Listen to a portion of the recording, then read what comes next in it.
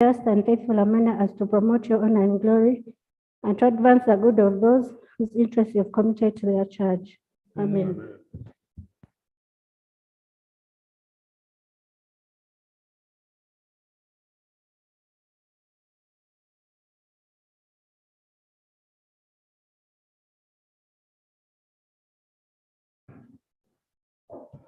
Item number 2, communication from the chair. Honorable members, we wish to welcome you to today's sitting. I want to remind the Committee of Finance, Planning and Economic Development to finalize with the tax bills so that we can embark on the Committee of Supply and finalize the budget in time. We need to have this budget ready, and this can only be done after the tax bills have been passed. So from Tuesday, we should be able to look at the tax bills. Minister, you need to ensure that your members work throughout to have the tax bills ready so that we pass the budget before the statutory date of 30th May 2022. Honorable members, when we're in this house, we legislate there for the voiceless. I have had a lot of sentiments from my members and even from the public about the coffee report. I want to assure you, members of this house, and the report will be presented to the House. Nobody should imagine that we are suffocating the report. We are here for the people outside there. We are representatives of people, so many millions of people out. So when you start with those sentiments, it is not very good for you, because if a presiding officer does not, if you start choosing a presiding officer, then you are choosing yourself. It is about Parliament. So we should work together and ensure that we make this country look better. And where there are mistakes, I want to urge my brothers on the front desk, where there are mistakes, just admit there are mistakes, we correct mistakes, we move on. We correct the mistakes and we move on. I mean, we are all human beings bound to make mistakes. And if we make a mistake, it does not mean we criminalize you, but we can make sure that we correct. So the report will be out soon and you'll debate it. I want to thank you once more. Matter of national importance.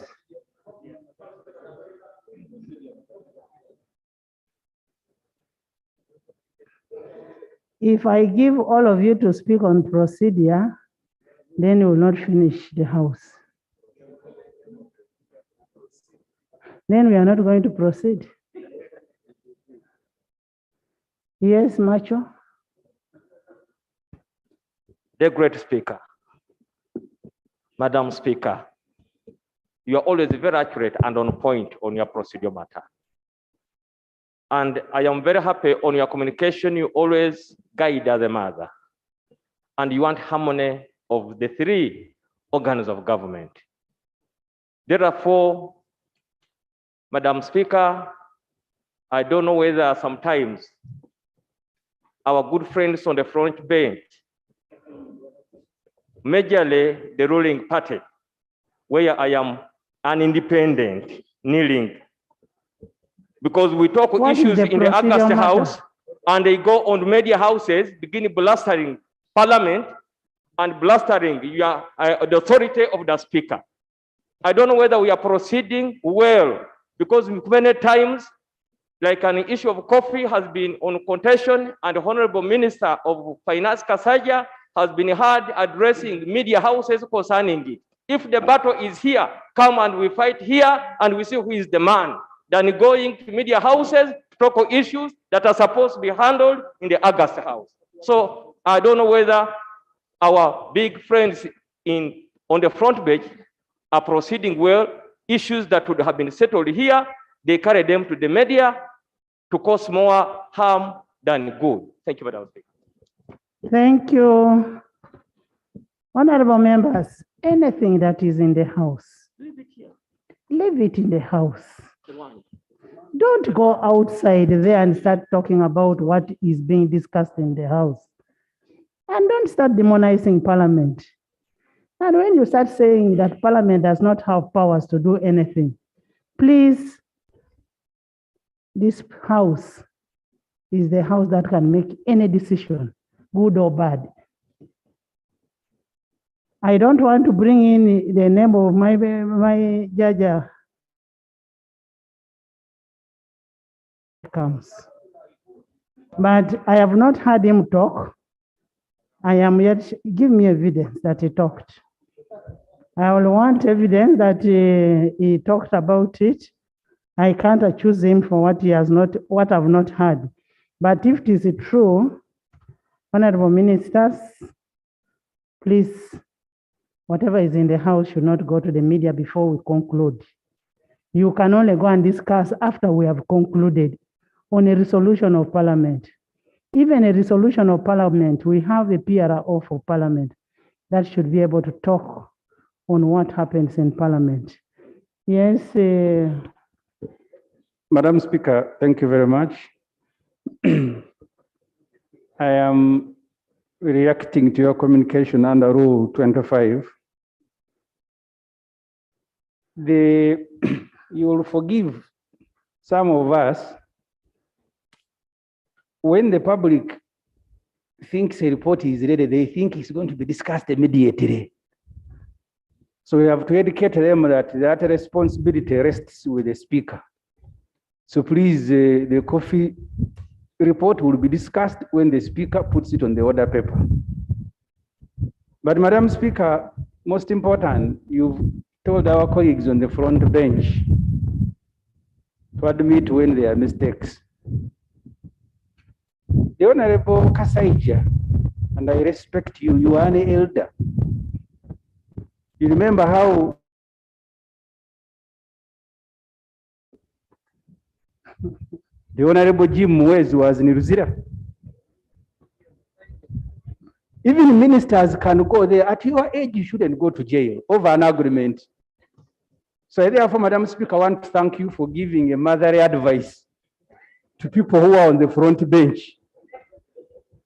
Because it is shameful that a former vice president who is guaranteed life even after leaving the office of the vice president, you are not in Kororo when the prisoners and prison warders and policemen wanted to handcuff.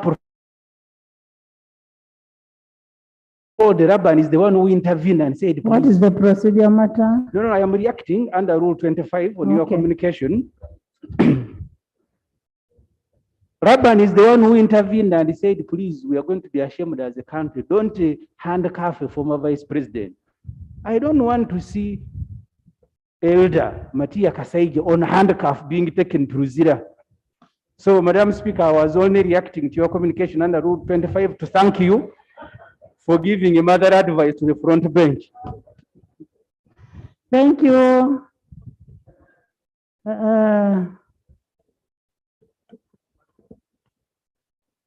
Kasibwe. Thank you, Madam Speaker. On behalf of the thousands of Ugandans that are suffering from outside, I'm standing before you, Madam Speaker, not just as a mother, but as a leader of this August House. Yesterday, on 9th May, a 23-year-old young girl, Amina my Nabidi. Communication.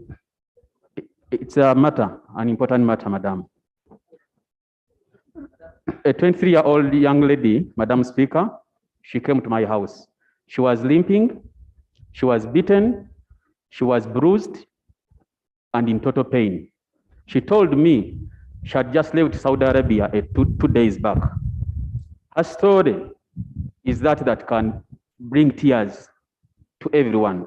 She narrated to me how she was thrown out of a third floor window of a bedroom she was working in as a housemaid for the last 9 months. Navide's story is just one amongst the thousands of Ugandans that are suffering from those outside countries, where we have embassies, we have consulars, we have all those people that are supposed to be taking care of them. The issue at the moment, Madam Speaker, right now, parents are sending back students to school to study, to earn good jobs. Once the good jobs don't come their way, they think they can get jobs outside, which never happens as well. We are calling for a robust situation that is going to address people working outside. The Ministry of Labor, the Ministry of Foreign Affairs, the embassies in these countries where our girls are suffering. A few days back, we heard of a story of a girl that jumped out of a window to her death. Madam Speaker, I implore,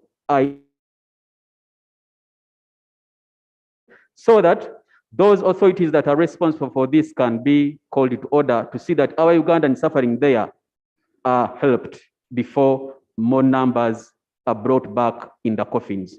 Thank you. Honorable Prime Minister, the issue is about the Ugandan girls who are out of the country and they went to work and they are being mistreated. What can we do as a country in terms of gender, in terms of the law? Last week we discussed that issue and we said we should be attaching these girls to embassies such that they have somewhere to report to.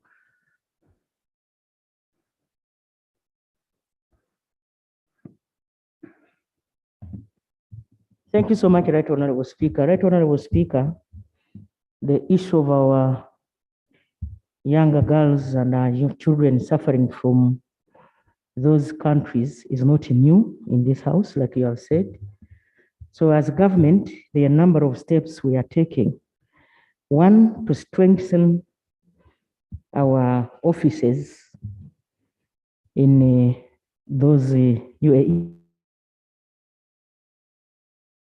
staff to work in those consular offices and in our embassies, such that they can deal with, because we have few staffs in those offices. So we are going to make sure that we recruit. And two, we are going to have a meeting between the countries concerned. For example, the minister in charge of that is coming into the country, in charge of UAE and these other countries. They are coming here. We are going to have a meeting. Secondly, we have had a number of meetings with the companies that export labor. And we have put in place a number of measures. However, I also want to request that when these people who are suffering in those countries get challenged, they should always learn and run to our consular offices other than killing themselves.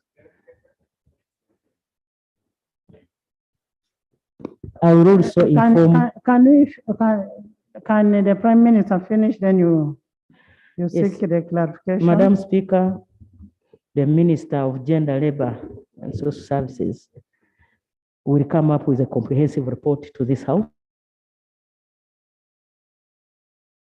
Thank you.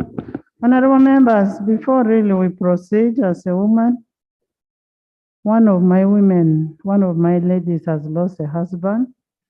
Can we stand for a moment of silence? That is Honorable Margaret, MP of Mbarara.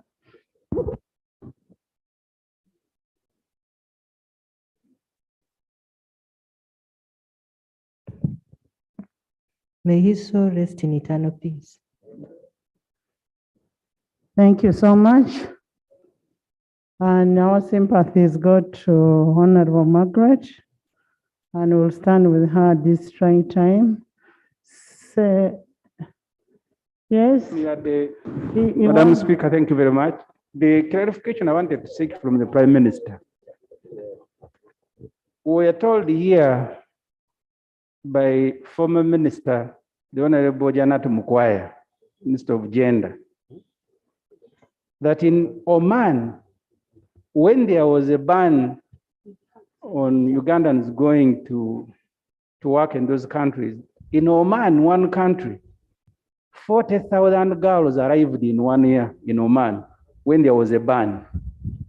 So the clarification I am seeking is whether you now have a consulate in Oman and whether, because Saudi Arabia is a very huge country with the administration in Riyadh, from Jeddah, where many of these girls work, is about 600 kilometers.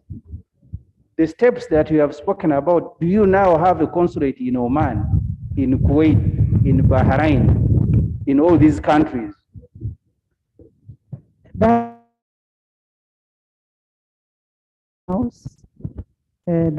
take note of that, it will come in the report because the Minister of Gender is not here. Honorable Silvani. Yes, procedure. Thank you very much, Honorable Speaker. Honorable Speaker, whereas Article 30 makes education a right to Ugandans, Article 30 of the Constitution of Uganda, empowers the Minister of Education to come up with regulations on the fees increment in most of the schools in the country. The ministry has only been coming up with circulars on don't increase fees. And these circulars are not enforceable. And therefore, both government and private schools have continued to increase fees. And when they increase fees, it affects most of us members of parliament because parents run to us. My concern, Right Honorable Speaker, is that the ministry is not using its mandate of coming up with regulations that can be enforceable. And therefore, my prayer is, as a way of helping us members of parliament who are suffering because of all this that is happening in the country. It's not about helping members of parliament, it's helping the public. Thank you very much. You as a member of parliament, you don't need to be helped on fees because you can afford. Right Honorable Speaker, I agree with you. However, when they fail, they come to us. I am paying fees for almost my concern is, can we have the minister directed to come with the regulations on fees increments? 2, can we also have these USE schools and UPE schools, government providing scholastic materials so that the pressure reduces? And finally, can the government also help the private schools with the cheap loans so they don't have to increase fees and Ugandans suffer? Because as we talk now, there is a crisis out there. The parents are not sleeping in their house, in their homes because of fees. I want to thank you, Right Honorable Speaker. Thank you, though you smuggled it. Honorable Minister, the issue is the enforceability of the circular vis-a-vis regulations. We are better off having a regulation than a circular.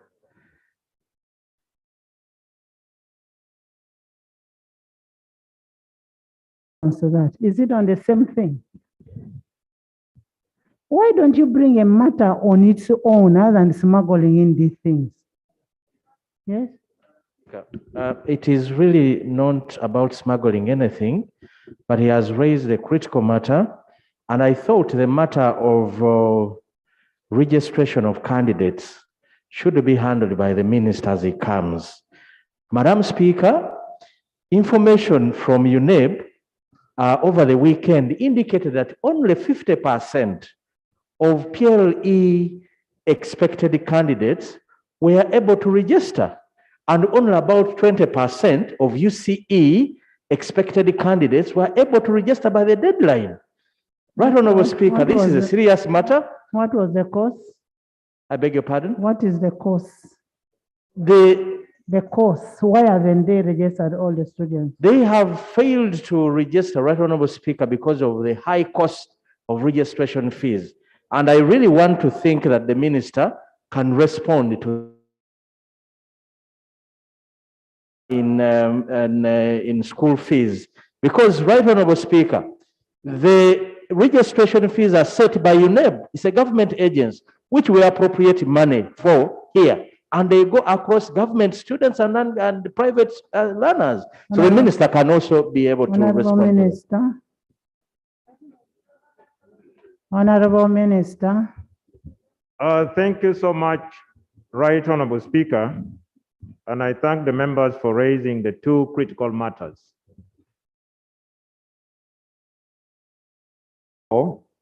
Right Honorable Speaker and honorable members, we are aware as a ministry that the law empowers the minister to put in place a statutory instrument for purposes of regulating, among others, even school fees. I'd want to inform Parliament that the Ministry of Education and Sports has already embarked on the process of coming up with a statutory instrument. The moment we are done internally at the ministry, approved by the top management, we will move to cabinet, then lay a copy of the statutory instrument for the consumption of Parliament. It is already work in progress. On the issue of the different fees for examinations, with regard to the number of pupils and students who are candidates who have registered, UNEB informed us, and I want to say it here, that the process of registration is still ongoing for candidates, PLE, UCE, and UACE. The process is still ongoing. The figures you are quoting is the figures that they informed the country at that particular time, but the process for registration,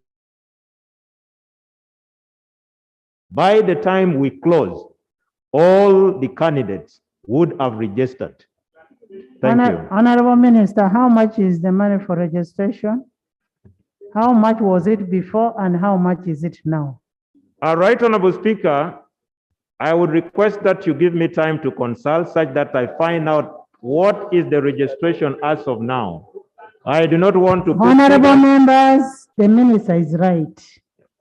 Now, I want the minister to come back to the House, tell us how much was the money for registration before, how much is it now, and what is the basis of the increment? Right, Honorable Speaker, may I only ask for 10 minutes and come back and inform the House? Please. Thank you. Thank you. Honorable Silwanye.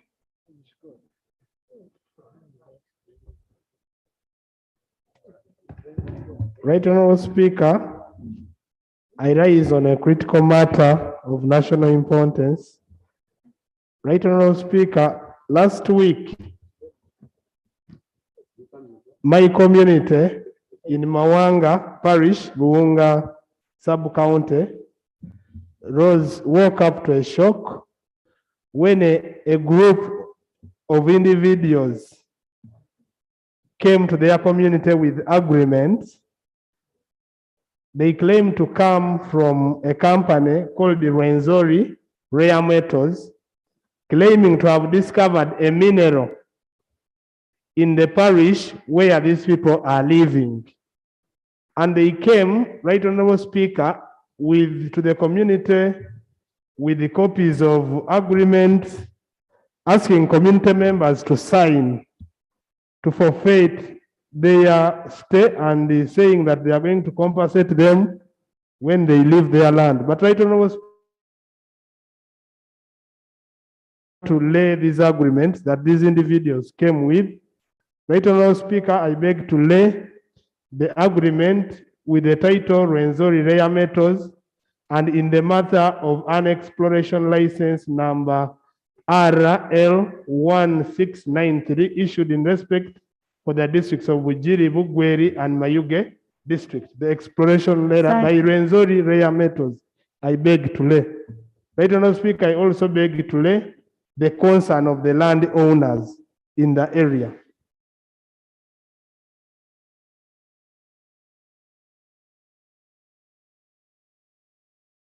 Buunga Parish, Buunga Sub-County District, community landowners concern.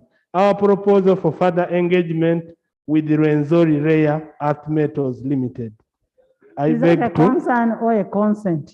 It is not a consent, it is a concern, Right Honorable Speaker. And these are the concerns that they were raising to the company Okay. because they want this to be done. Right Honorable Speaker, my prayers are one, the ministry, minerals belong to government, and these are not individual resources. I would like the minister,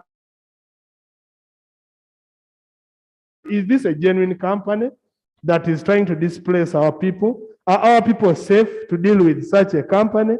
People should have this information. So I would request the Minister of Energy and Mineral Development to come up immediately and inform us so that we as the leaders know what is going on, because the population is in a total panic and people are no longer sleeping, because displacing a whole parish is something so big. Right Honorable Speaker, I beg to move. Thank you, Adidwa. Minister will come and make a presentation to that effect. Minister of Energy, Adidwa, Sewongo. Adidwa, you're there. Sewongo, let Adidwa first present his maiden speech. Thank you, Right Honorable Speaker. For the record, my name is Adidwa Abdu. I represent Bukoli South in Namango district. Honorable Speaker, I rise on the matter concerning Musita Namango Lumino Highway. More so from Bulamba to the junction of Chitoja, Lugala, Namango, Lumino. Right Honorable Speaker, this above highway was left with many challenges by the contractors, which includes: one, the water passages were left wide open, which hinders loading and offloading of our commodities from highway to the premises of our dear traders, leading to additional costs. No pavements were put in place alongside the highway within Namango town to provide space for people and their goods moving on foot. No humps and zebra crossing to reduce unvividly speeding vehicles at Namango Primary School with a population of almost 1,500 ongoing school children, and at the district headquarters being an administrative center for Namango. At Buinja Health Center 4, with the populated users on daily basis seeking for our pleasant services rendered by the government institutions. At the junction of Chitoja, Lugala. What are your prayers? My prayers, Right Honorable Speaker, is that leaders of government business, Minister of Works and Uganda National Road Authority should instruct the contractors of the said highway put in place pavements alongside the road, set up a roundabout at the junction, put in zebra crossing, and reduce humps within the Namango town so as to reduce such problem. Thank you, Right Honorable Speaker. Thank you, Honorable Prime Minister.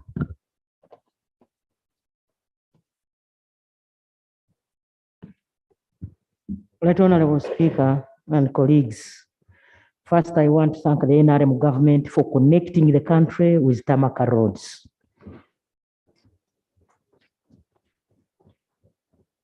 The issue on the floor of Parliament from my brother will be handled. If there are those drainage challenges, the parking and zebra crossing, and maybe some humps, if you need them to reduce on the speed, we shall handle. we are here. And Honorable Prime Minister, I think let the minister come and make a presentation, because I'm told the last lane of the tarmac was not put and that kind of thing. I think they should check and then handle it. Honorable Seungu, Honorable Minister, you have a feedback? Okay, Honorable Seungu, finish. Honorable Speaker, let me raise this matter because it also concerns the minister. Honorable Speaker, through the Prime Minister and the ministers and honorable members, a number of schools in this country, Honorable Speaker, get students from senior 1. They recruit them for senior 1, senior 5 to 6, P1 to P7. But Honorable Speaker, what is happening these days is that most of these schools, when students come to senior 4, they start sieving them and they deny those young children who have been attending school since senior 1 to 4 that they cannot, their performance is not good. They should find another school where to do their O level from or A level. I don't want to mention schools here because I know them. But Honorable Speaker, the amount of national motors I'm laying here, very fast with the communication to schools that this business of refusing children who have been studying in a particular school for 4 years, but because they will not get a first grade in their school, they are advising them to look for where to register from is unfair and not correct, because it demoralizes students and children. Secondly, it has a financial implication on the parent. Once you stop me from registering in a school I was from senior 1 or senior 4, that means the parent has to look for another school, pay new costs for that child. And this habit is growing day by day, Honorable Speaker, because these owners of schools, they are looking at what we call an abnormal curve in education. Information. Yes. Honorable member, on the same note, schools are claiming that even UNEP has not yet come out with a mode of marking. Yes, it's on. Honorable Minister, can you give us a feedback? Even UNEP has not yet come up with a mode of marking whereby even parents are asking and schools are asking what system is going to be used as regards to marking and the system. Honorable Minister. Honorable Speaker, as I conclude. Honorable Seungu, you gave your time out. You gave it out. Right, Honorable Speaker and honorable members, with regard to the fees payable for the different candidate classes, since 2017 to date, the examination fees have not been varied for different categories. The last revision was in 2016 and it came into effect in 2017. And for PLE candidates, each candidate pays 34,000 shillings. For UCE candidates, each candidate pays 164,000 shillings. For USCE candidate, each candidate pays 184,000 shillings. These are the approved rates that have been in existence since 2017. Thank you. Right, Honorable Speaker. Clarification. Right, Honorable Speaker, I want to thank the minister for giving those figures. But is he aware that we never shift? And now they are mandating all schools to register online. Yet in many of our districts, we don't even have internet there. And as a result, most of these schools are charging more money than what you are demanding as you name to register students online. No, We asked these people. Honorable Seungu, let's differentiate. Is it the schools that are charging more money or it is UNEB? Right, Honorable Speaker, you see, UNEB will charge its official fee. Yes. But to fulfill the process of registration, again, you have to pay money, Then including not photographs. UNEB. But right now, Speaker, it becomes an extra cost on the parent and the school and the children. Because what is happening right now, Speaker, Let me give an example of a district, Ajumani or Kalungu. Now, a school has never had a computer or internet. Now, it is supposed to pay 35,000 for registration of a kid. But the one in 100 per child to register the child online. So we had requested the UNEB, let us maintain the two systems, but we give priority to the older one as we build the synergies in our country, so that students can register using their Form X, so that they reduce on costs. Those who can afford, like Nagarama, Namagunga, they go online. But you cannot tell a school of UPE, Karungu, Villa Maria, St. Francis, that they are going to pay money to register online by each parent paying 100,000. Yet you as government, you are paying for UPE child 10,000 shillings per year per child. Honorable Minister. It's not applicable. Yes. Before the minister comes in, Madam Speaker, I began this subject by indicating that UNEB last week indicated that there were deadlines, by the way, Honorable Minister, and the deadline was in end of term 1. Every learner must have registered for PLE, and Right Honorable Speaker, there was a change of system. Why there is only 50% that have registered out of the expected learners? That change of system, Right Honorable Speaker, impacted many learners. Right Honorable Speaker, whereas UNEB is charging 34,000, the parents were prone to overcharge. They were overcharged by the schools. I'll give an example. In Kasanda, 120,000, 140,000. Most of the schools, that's the money they were charging PLE learners. Remember, Right Honorable Speaker, for the first time, PLE learners were UPE schools.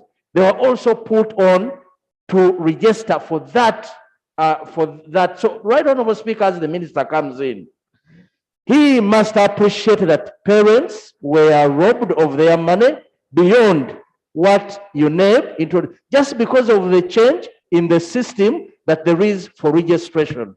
Thank you. Honorable Minister, the issue is a consequential effect on the change of the system, which has made the schools to increase the amount. So you need to come up with a document as to why there is that increased amount and what we can do to improve on that, because the increase by schools is unfair. It is not UNEB that is increasing, it is the schools, but that is out of a consequential effect.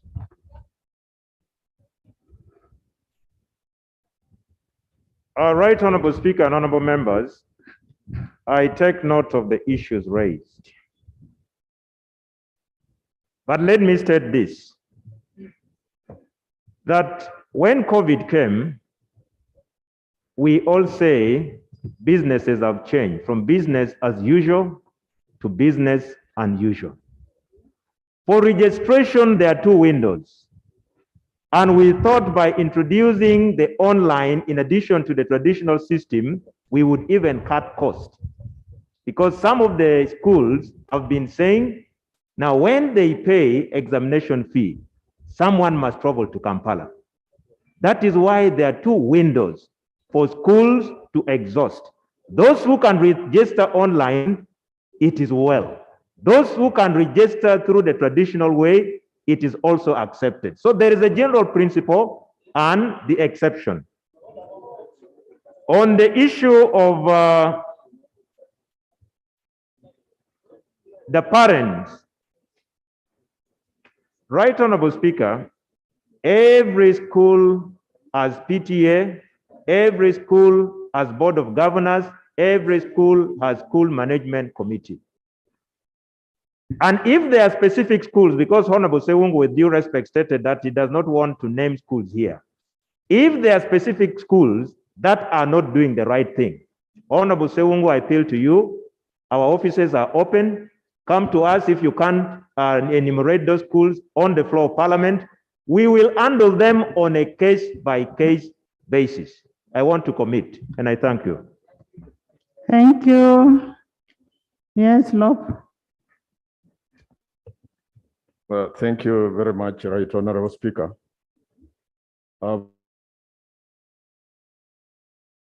to pass my compliments and appreciation to you for at last accepting to find space for the It is report. not at last.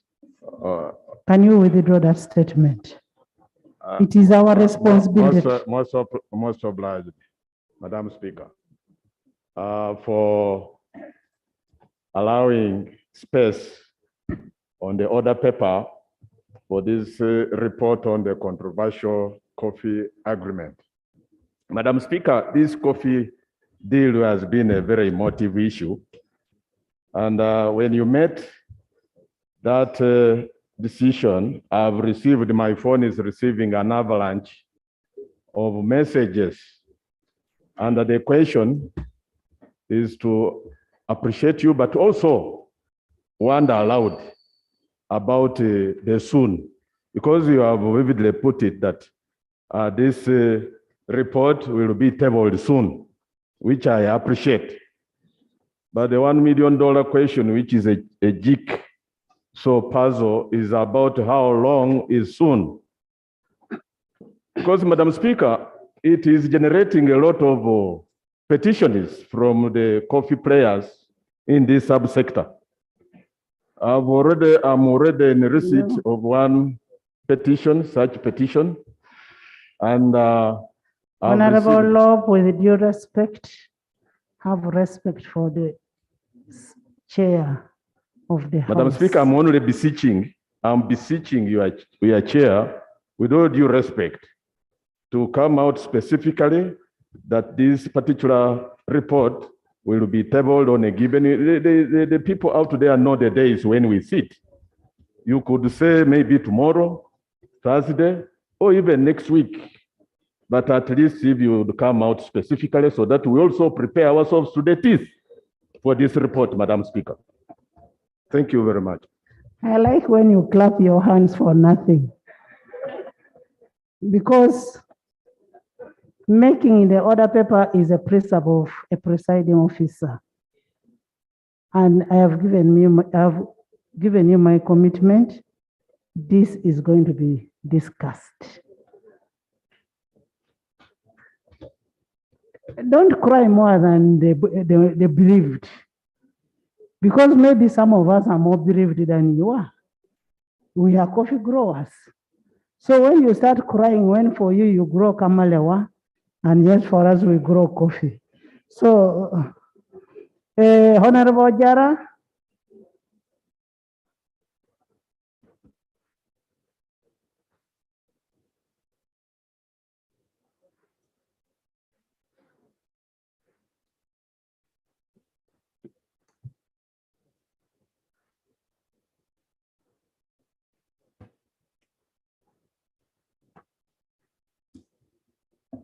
Right Honorable Speaker, thank you very much for giving me this opportunity. Right on Parliament approved the creation of 15 new cities, and some of these cities became operational on 1st of July 2020. Madam Speaker, Section 4A of the Local Governments Act, Cap 243, clearly states that a city shall be equivalent to a district and shall exercise all powers and functions conferred upon a district within its area of jurisdiction. Section 4B of the same Local Government Act, Madam Speaker, further states that a city division shall be equivalent to a municipality. However, Madam Speaker, the operations of have not been in line with the provision of the laws as I quoted above. In addition to that, these cities have continued to struggle with the challenge of office space, as most mother districts from where the cities were created have refused to move to their areas of jurisdiction, citing lack of infrastructures in the areas where they expected to relocate. On the other hand, Right Honorable Speaker, the Ministry of Local Government has not demonstrated any sign of even providing resources for either the cities to put new infrastructures for office space or for the mother districts to put structures where they're expected to relocate.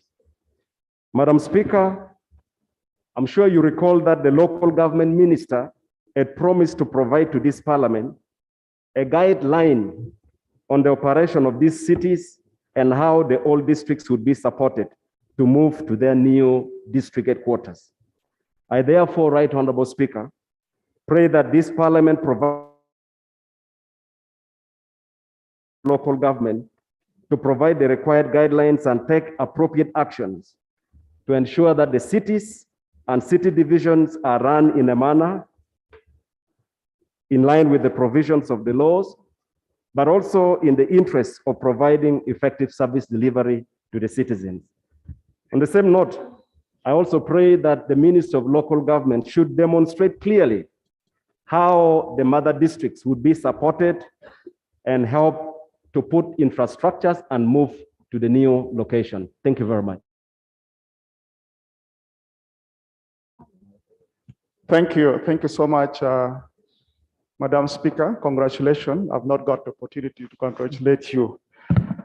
On the similar predicaments on the note which Honorable Ojar Mapendus have raised on the floor of Parliament, that have been created during the same period of time also are facing the same kind of predicaments, especially the emoluments for sub-county chairpersons are not being paid. In my area, even councillors, whenever they have a sitting, whenever they sit for the council meeting, they go without receiving any allowances. Not only that, even the local tax revenue.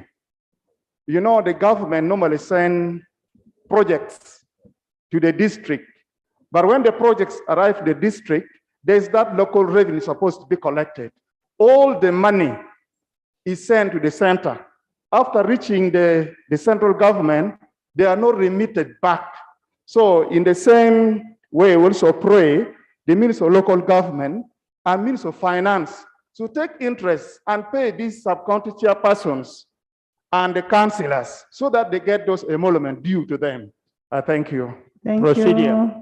Procedure, Prime Madam. Minister. Prime Minister.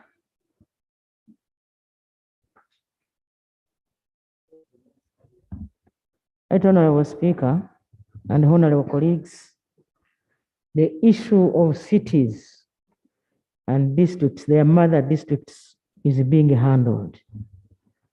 We have come up with a number of guidelines. We have come up with ways of operationalizing the new cities. And the Minister of Local Government will come here and give detailed plans on how to operationalize these cities.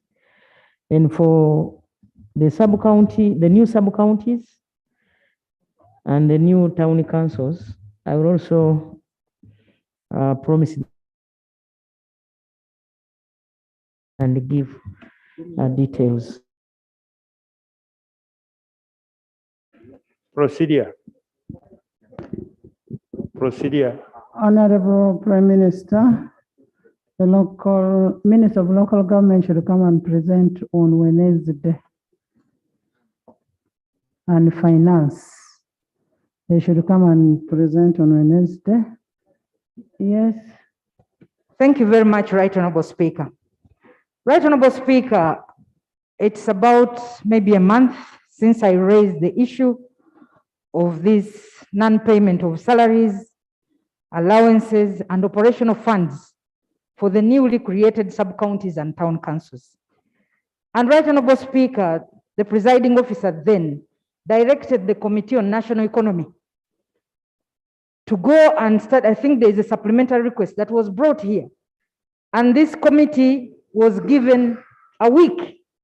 And Right Honorable Speaker, subsequently, you also indicated that there was going to be, that matter was going to be handled. But to date, Right Honorable Speaker, no action has been taken. The financial year is coming to an end, And the way we are operating is that there is a cutoff point where unutilized funds must be returned to the central coffers. So, Right Honorable Speaker, what is going to happen is that money is going to be sent and the money will be sent back. Yes, information, Right Honorable.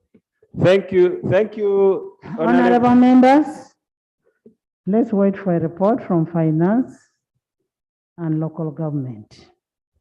They are coming to make a presentation to that effect, and we must have an end to it.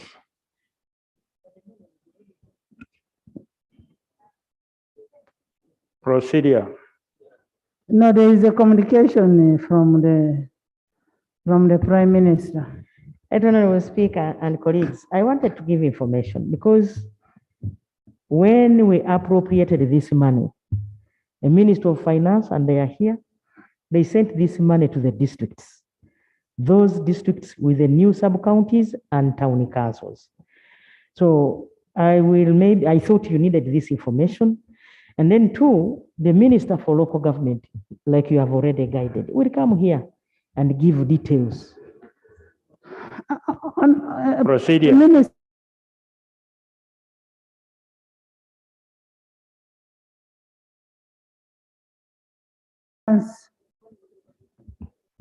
Madam Speaker, in the supplementary which Honorable Saropend is referring to, we provided for 29.6 billion.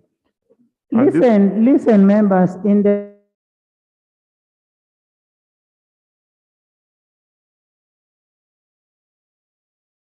of 29.6 billion.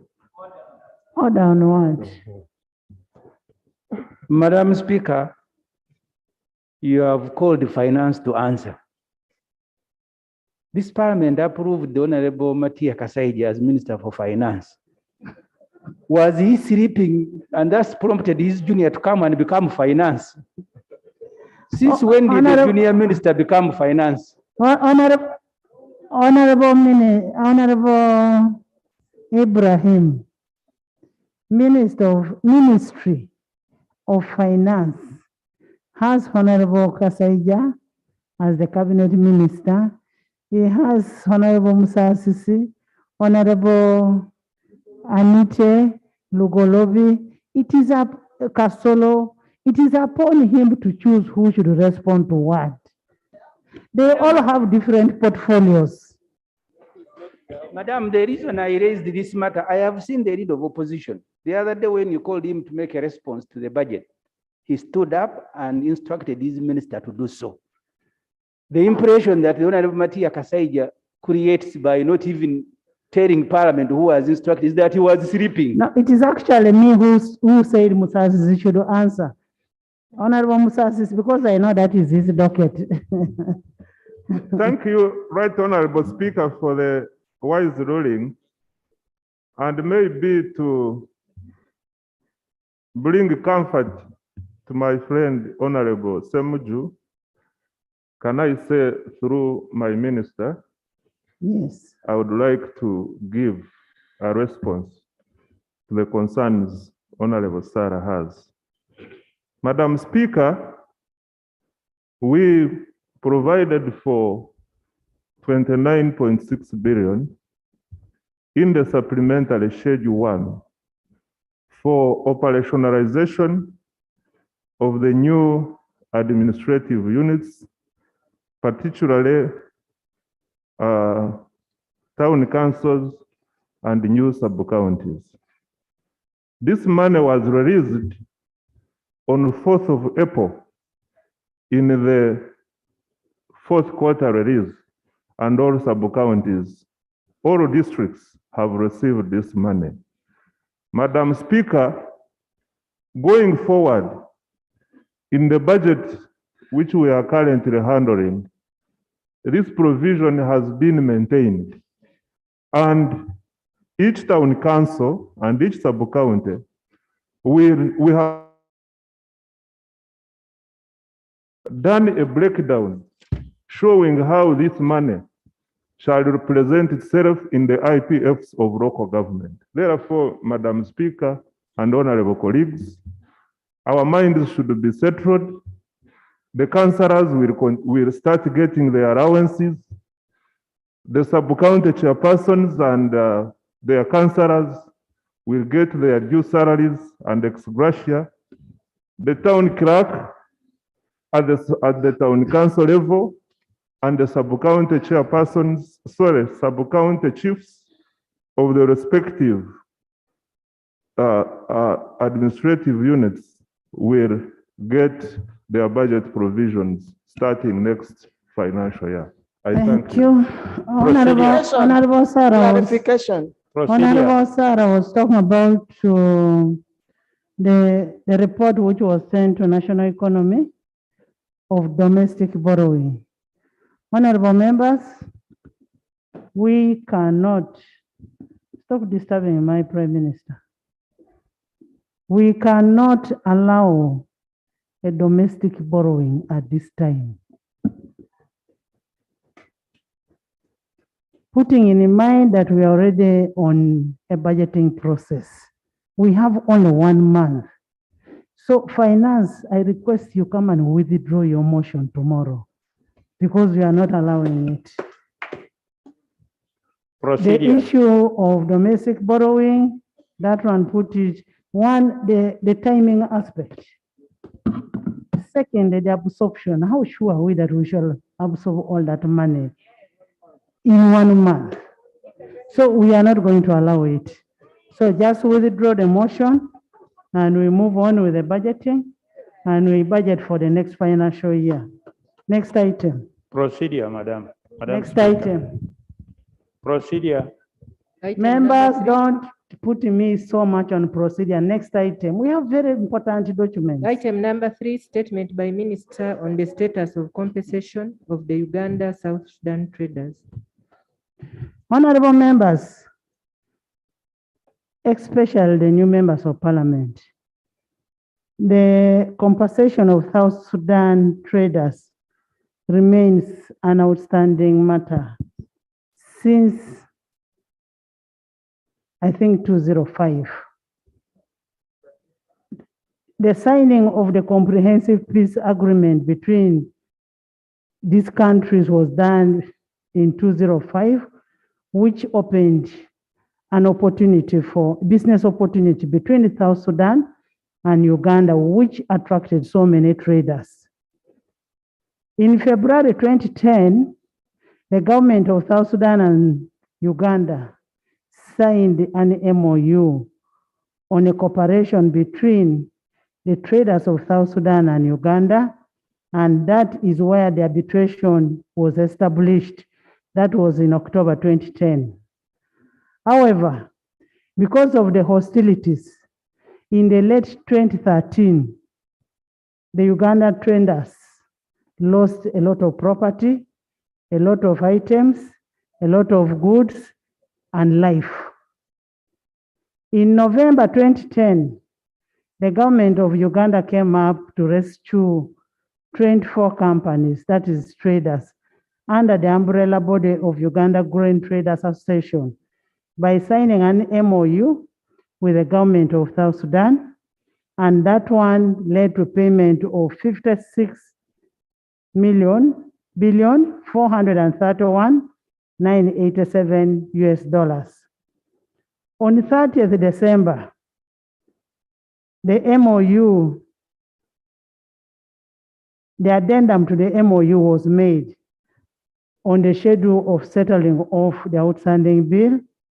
And in 2015, more claimants emerged. On the 3rd April 2018, Parliament of Uganda passed a resolution authorizing government to implement a bilateral agreement with the government of South Sudan to pay monies. Traders had lost a lot of goods, a lot of money, and subsequently, in 2018, Parliament appropriated 40 billion Uganda shillings towards the clearance of $41 million, which was owed to the Ugandan traders. This money was paid to only 10 companies. Since then, the traders were compensated, but other people have not been compensated. The 23 that were approved, that were vetted, were not compensated. And indeed, Parliament has gone further to provide for budgets to facilitate for these payments, but sadly, our traders have not been paid to date. On 28 February 2019, the Minister of State of Finance in charge planning, that was Honorable Bahati, presented a statement to Parliament on the status of compensation of Ugandans in South Sudan. This was a response on 21st February 2019.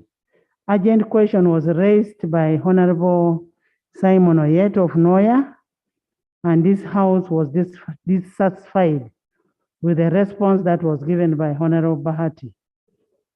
The presiding officer then, the Right Honorable Kadaga, constituted an ad hoc committee where leader of opposition was part of them, that sent a team to South Sudan on a fact-finding mission. And when they went to South Sudan, they came up with a report, which report was adopted by this House on payment of the remaining traders. In response to Parliament's previous interrogation on the matter, the Minister of Finance, Planning and Economic Development presented a statement to this House. Notably, on 24th March 2020 and 6th October 2020, and pending payments had been still outstanding up to today. On 23rd June 2020, Parliament passed another resolution on the failure of government to pay the Ugandan traders that had an outstanding balance, and ordered that in the budget of 2019-2020, however, to date, these people have not been paid. And it is on that note that Honorable Cecilia Ogwal brought that issue. I'm just giving you a background of what happened, how this money came about. The verification was done by both South Sudan and Uganda. The amounts were agreed upon by both Uganda and South Sudan. The reports are available. So can we hear from the minister on that issue?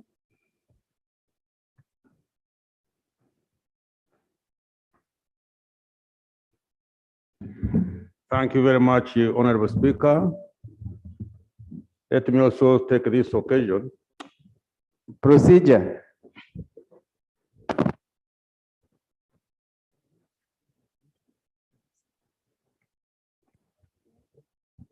Yes. Thank you. Thank you, Madam Speaker. Is that your honor? Yes, Madam Speaker. Madam Speaker, before the minister can give us the direction on this compensation to the suppliers of Uganda to Sudan government, I think it should be holistically answered, Madam Speaker. Many suppliers and contractors all over the government ministries and authorities are all demanding for their money, for their pay, for the last 1 year. A point in what I'm referring to, for example, Ministry of Agriculture. There are many projects which have stalled. People have not been paid, suppliers for 1 year. Contractors have not been paid for 1 year. If we go to UNRWA, people have not been paid for 18 months, and these are people who want to take their children to school. If we go to Ministry of Works, suppliers and contractors have not been paid. It is with due respect as they pay the people of who supplied Sudan. we should also consider our own local suppliers here and contractors. Yana, can we first hear?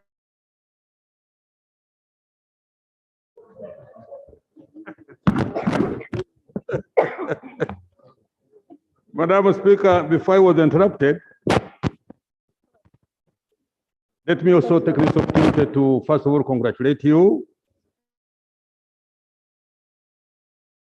Listen to the minister. High office. Sarah, let's listen to the minister. I know most of us are conflicted because we are suppliers locally, but let's first listen. So I congratulate you, and you are doing it very excellently well, and we shall give all the support necessary, Your Excellency. Now, Madam Speaker, in your opening remarks, you have virtually, as if you have read my statement, almost everything that I wanted to say, you have said it. And therefore, not to bog down the House. First of all, I hope this statement has been circulated to all of you. I will simply summarize, I will not read, and then tell you the final decision that we have taken. There are three categories of these suppliers. One group composed of 10 companies, which negotiated with the government of South Sudan, and we went and made and did what is an agreement for them to be paid. And I'm saying that company, that group has already been paid totally. Yes, Procedure Matter. Madam Speaker, much as I appreciate the minister presenting the statement, is it procedurally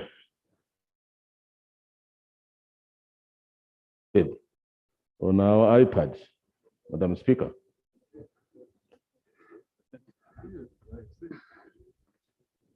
You know, the landslides in Bududa may not allow the network to work very well. Honorable, it is uploaded. No, it's uploaded.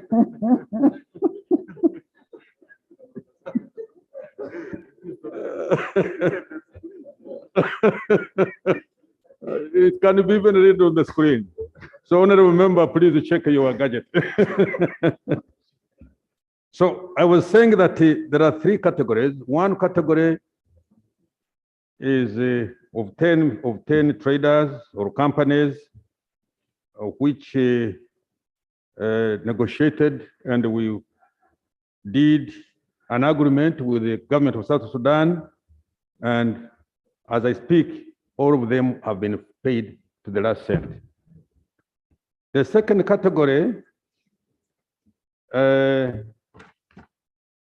also been verified, and all we need now to do is to go to South Sudan and sign an addendum to the agreement, and then with the government of Uganda will begin to pay those companies. Just a minute, let him finish and he'll clarify. The third category, there is a problem of verification by South Sudan. And I want to assure this House that when I go down, as I'm going to tell you what I intend to do, in order we solve this problem for once and ever. It has been on the table for too long. People have lost hope, and I think we should. It is our right. It is our responsibility to give them hope. That also will be discussed with the government of South Sudan, and that exercise to be completed. Finally, I intend, and I'm promising this House, I'm going to organize after cabinet has authorized me and allowed me to go to South Sudan to get them. Understand, I've been told, understand they had been waiting for quite some time, but that information, I think it got lost somewhere. I will go to negotiate that these companies which have been verified by the Southern government, South Sudan government, are included in the agreement, and immediately that is done, then we shall come back here and begin to pay as and when resources become available. I move, Madam Speaker. Thank you.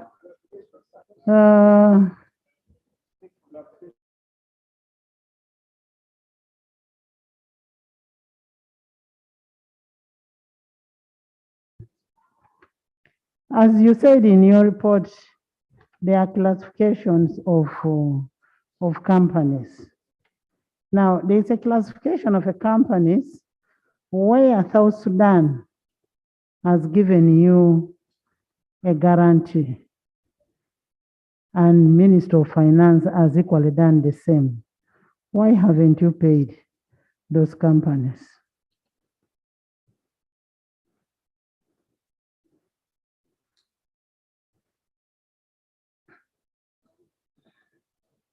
Sorry, I could not pay because a guarantee is not the same thing as the contract, the agreement. I wanted to protect the interests of Uganda, that I pay something that we as a government or a country have a basis for claiming. That's why we did not pay. And I've received the correspondences, but unfortunately I've not received it on this guarantee. Now that we're even allowing some claimants to go and borrow from other institutions, but that one is really up to the borrower, sorry, up to the claimant. So we couldn't pay on the guarantee because we have not yet had the addendum on the main agreement, which would be the basis of Southern Sudan to pay back when time comes to do so. Honorable Minister, the last resolution that was passed by this House was on 23rd June 2020. And the resolution was that we should be able to budget money to pay these traders. And you're saying you're taking into cabinet. Do we want to assume that from that time we have never had any cabinet meeting?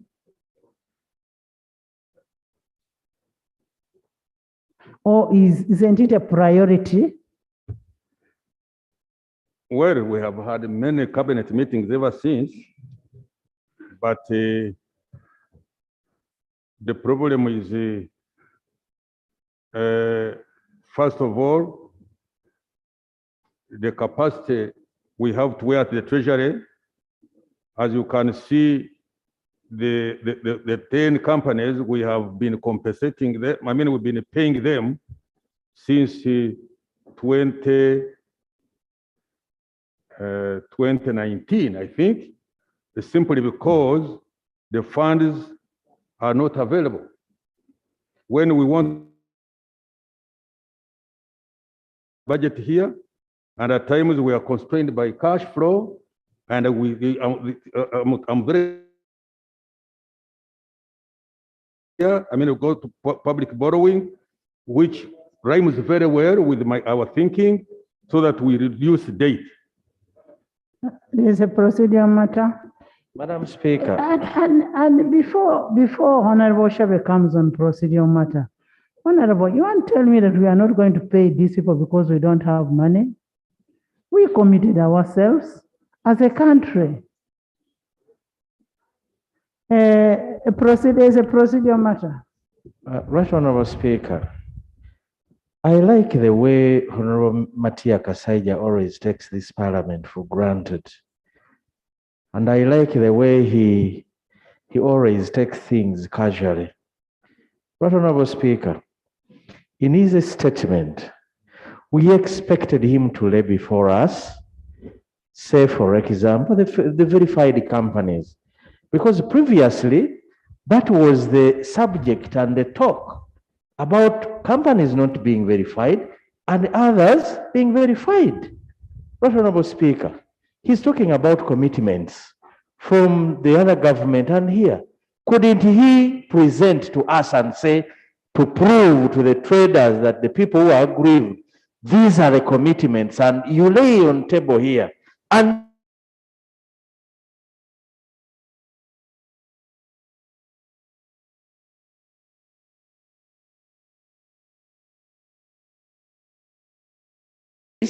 to me, Right Honorable Speaker, I may think there is nothing that probably is going. Is it possible? Is he the minister? Are we proceeding well when the minister has laid nothing?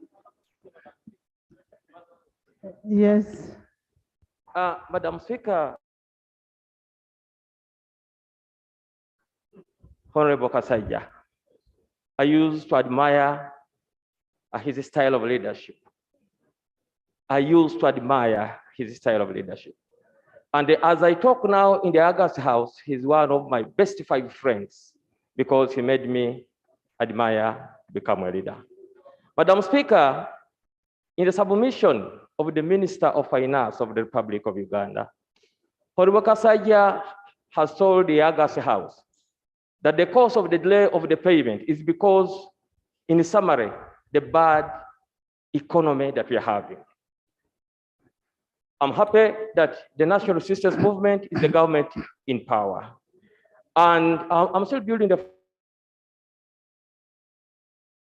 Uganda.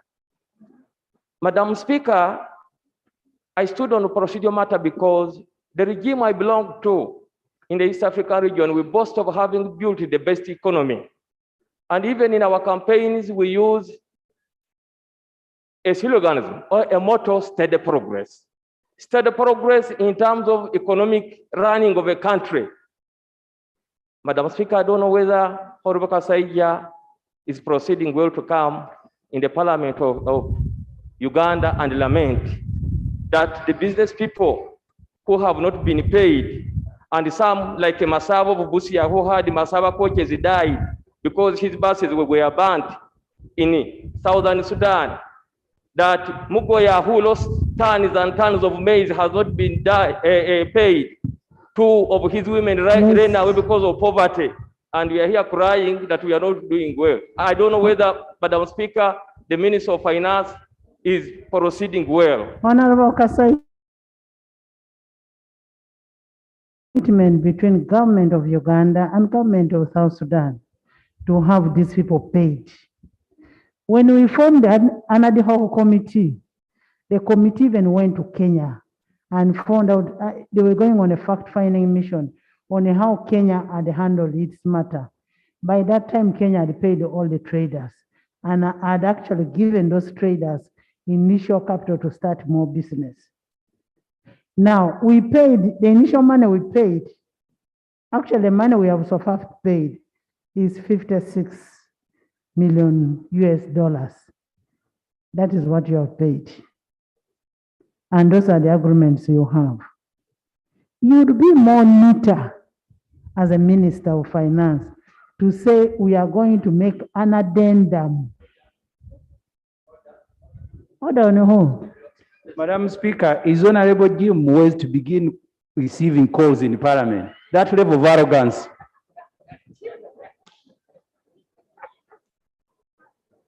Honorable, I am talking to Honorable Kasaija.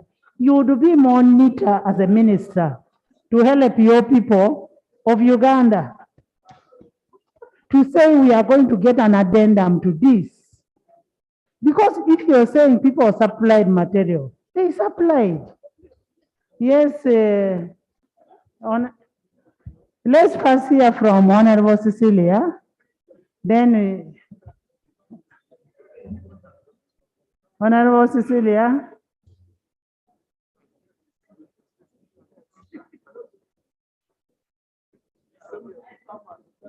Right Honorable Speaker,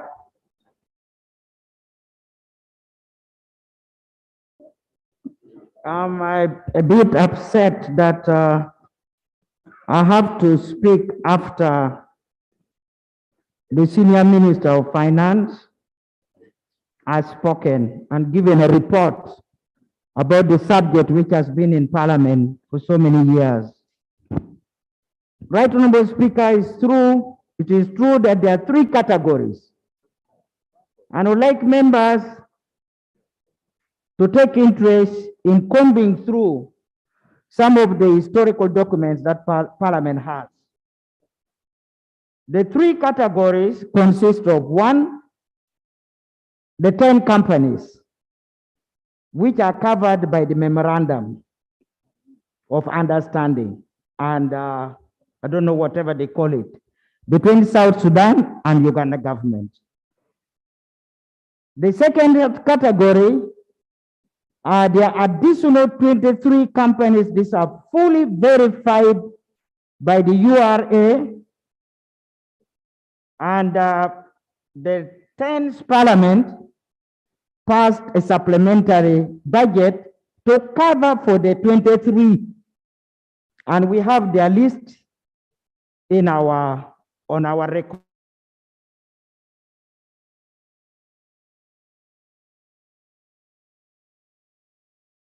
That had to go to Sudan, and they also came up with a report which we have, and it is in Parliament.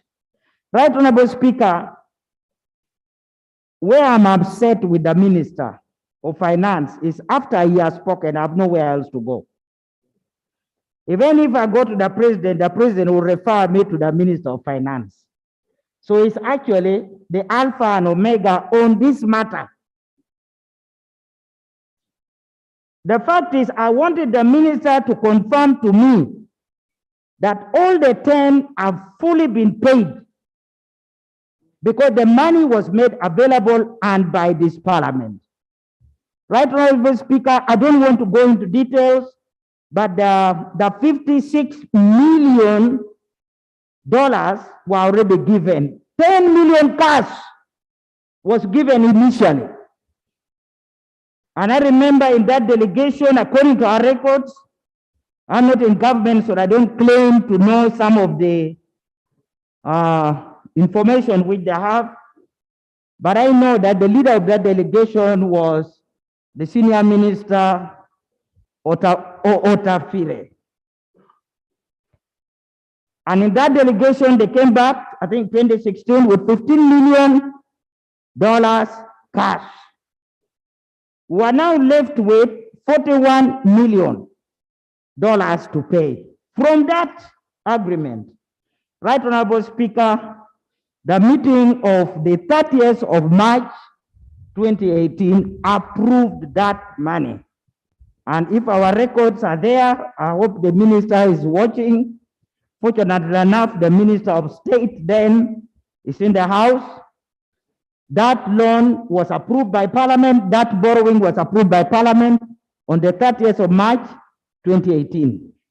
And it is on that day that the Minister of State for Finance, then David Bahati, actually made a commitment that he would do everything possible to ask for addendum in order to sort out the other categories that had not been catered for in the loan that we had approved. So, Right Honorable Speaker,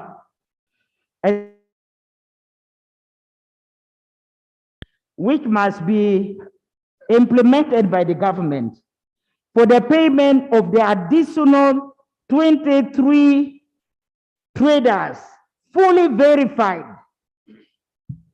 And in fact, when they verified the 23 traders, URA stumbled over some errors in the list submitted to them. And they cited out some companies which ought not to have been paid. And I want the Minister, I don't want to divulge the information here, but I want the Minister to look for a copy of a letter the Minister received from the Director, the Commissioner General of URA, then the Honorable Doris Akol, dated 7th of August 2017. It gives you details and even advises you that there are certain companies you ought not to have paid. It's not my duty to do it here. The letter was addressed to the Minister of Finance, dated the 7th of August 2017, and signed by the Commissioner General, Doris Akol. I hope you have referred to that document. So, Right Honorable Speaker and the House, what I was expecting of the Minister is one, that the 10 of... Yes, Madam Speaker, I don't know why the two people are very mean with information. I stood here requesting the minister to lay an updated list or a list of the companies we are talking about. He kept quiet. And now the person with the information, Honorable Cecilia, well, she's also choosing to be mean with the information. Being a senior legislator, the least I would have expected her to do is to lay and say, now the minister failed. The information is here on the verified companies. Honorable Speaker, is she in order to keep that information with herself instead of laying it before Parliament? Honorable Patrick, the Honorable Minister is going to lay on table the 23 companies. He's going to lay, but also what Honorable Cecilia is reading is a letter that was addressed to the minister. So she has the letter.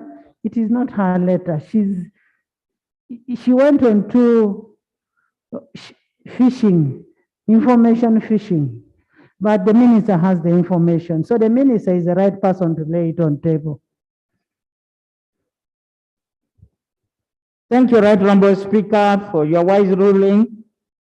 I think today is not a very good day for me because Honorable Saba is a very clear-minded person. I've just told the House that all the information are on our records. I've even given you dates of the meeting, the date of the resolution of Parliament. But the Honorable Minister, who is younger than the Honorable Member of Parliament, younger than me, wants me to go and count the Hansard, come back and relay. But I will try to do that, Right Honorable Speaker, if you allow me. Right Honorable Speaker, I'm still proceeding. I want the senior minister, with the help of the team of ministers under him, who are very conversant with the matter.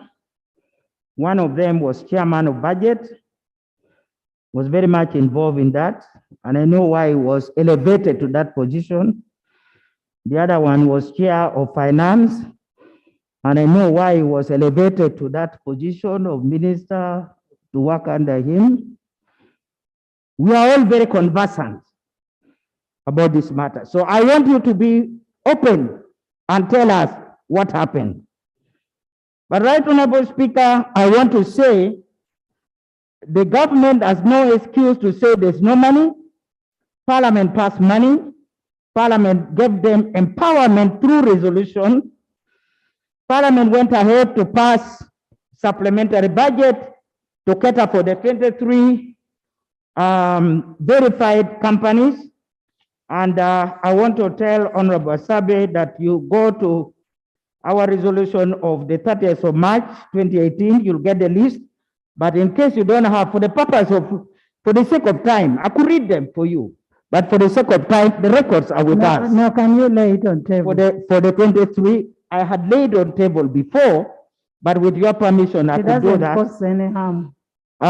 So the 33 companies should now be fully paid. 33 companies, the 10 and the 23. So I would expect the minister to come to the house and tell us how the 23 have been paid, if their money were diverted by what authority. And you also know, while before I was removed from the budget committee, I had at least put some sense in the mind of the ministry to have some amendment of the law, so that we had some. Right, Honorable Speaker, they must tell us where the money went, because once the money is approved by Parliament, you must tell us why you have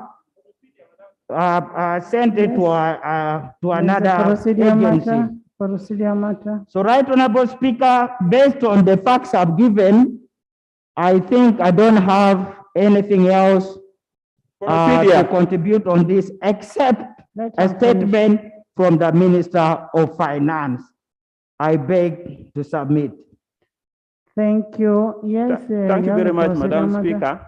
I want to thank Honorable members, just a minute. I had somebody asking Cecilia, which one is your company? We don't discuss because they are our own companies. There is a gentleman called Bongomin Sunday. This gentleman is from Lamo. This man is mad, has run mad, because he lost $3.3 million. There is a lady called Jane who collapsed in the office of Honorable Bahati. She actually came to my office and I referred her to Bahati because Bahati knew more about South Sudan. She collapsed before Honorable Bahati. Isn't that true? There is a man called Gunya. All his business in Lira has been closed. He has lost all his houses. We cannot start saying which one is your company. We are legislating for people outside there, the ones who voted for you, including the ones who voted for Honorable Kasaija.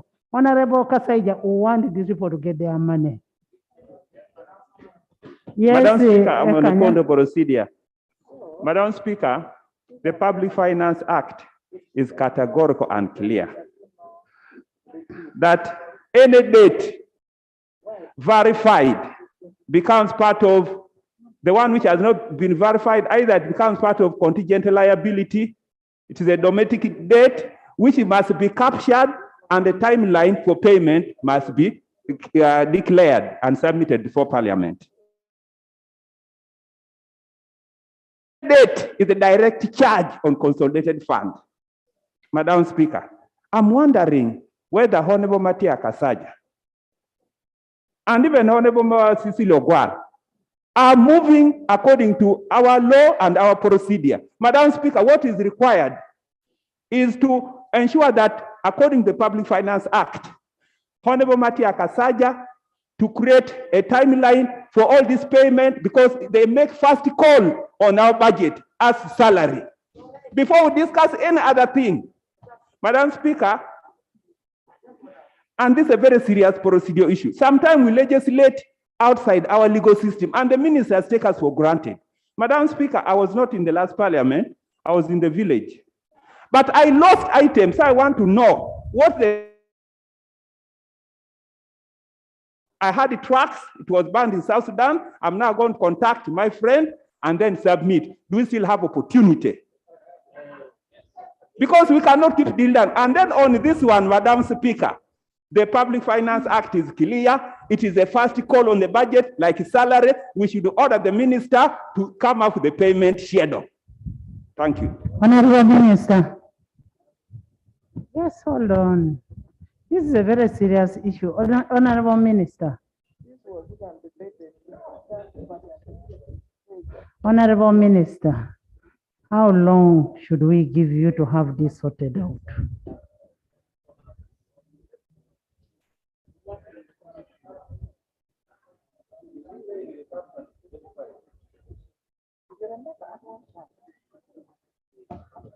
Madam Speaker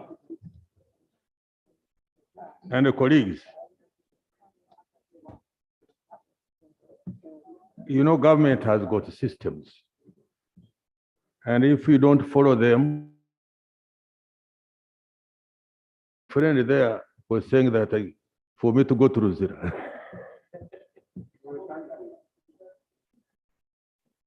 All of us are candidates, I can tell you.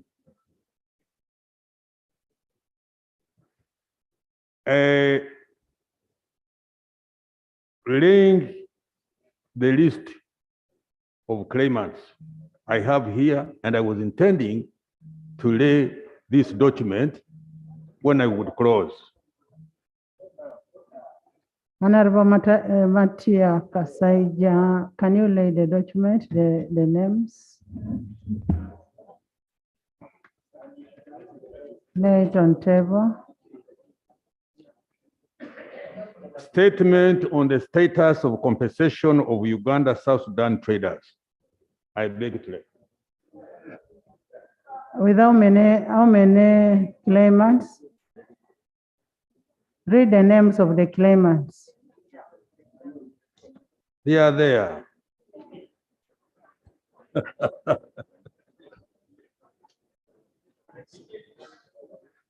I am not going to read the list of those whom we have already compensated.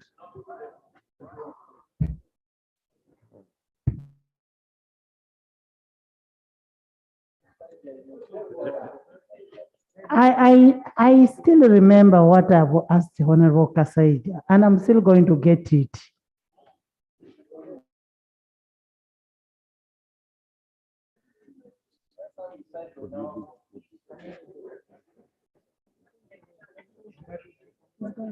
As someone checks for me for the list of the 10, can I read now the list of the 23? First, start with a list of 10, then you go to the 23.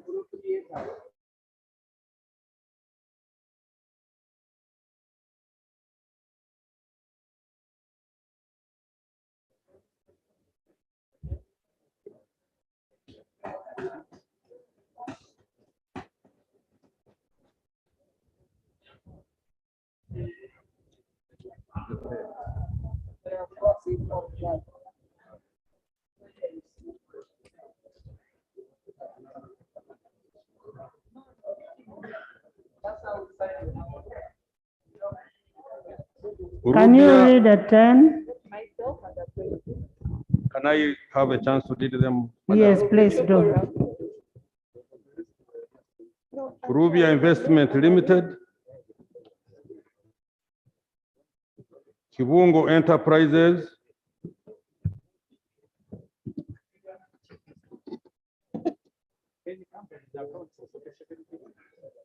Aponye Uganda Limited, Afrokai Limited, Swift Commodities, Sunrise Commodities,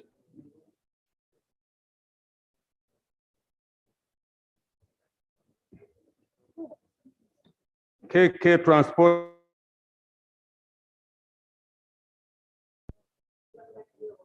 Ropani International Company.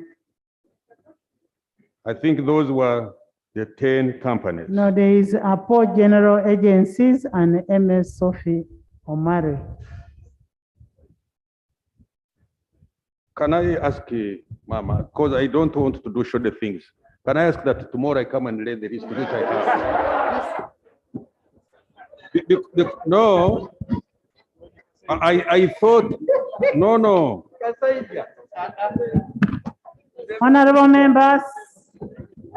Honorable members, give the minister a chance. Please. Give the minister a chance. Yes. He didn't have the two, maybe he didn't have the two names. That's why I've corrected him to add him the two names.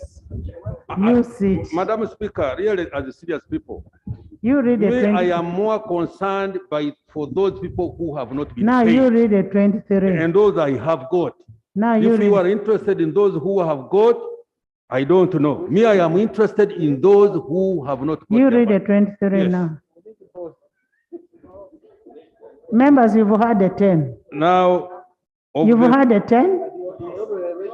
In the 10, you have Rubia Investment Limited, Chibungo Enterprise, Aponya Uganda Limited, Afrocali Limited, Shift Commodities Established Limited, Sunrise Commodities, MS Sophia Mari, Apo General Agencies, Ropani International, KK Transporters.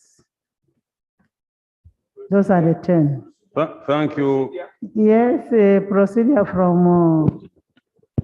Thank you very much, Right Honourable Speaker. We have seen the 10 names, and of course the 23 were coming down. But if it was to make sense for us, Right Honourable, procedurally, I think I don't know whether it wouldn't be procedure right for us to lift the veil and know who are these directors. Why am I saying that, Right Honourable Speaker? We are talking about people who are running mad because of debts and what they lost. You might find we are paying the same person. Instead of distributing, amidst the mega resources, we ought to be distributing across. Isn't it procedure right, Honourable Speaker, that we lift the veil on the companies and know who the owners are? Honorable members will lift a vein where there is where we imagine there is fraud. Further procedure. We'll lift the veil in that. Can I first have 23? Let's have the 23. Further procedure. Emmanuel, I'll give you to talk. Let me first have the 23.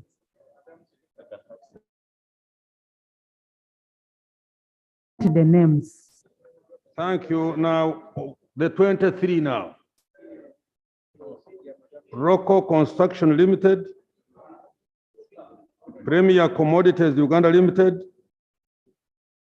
Aponye Uganda Limited, MFK Corporation Limited, Ajoko Investment and Construction Company Limited,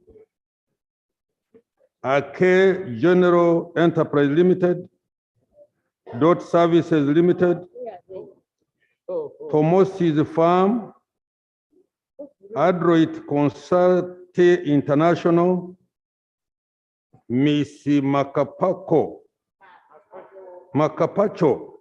That one.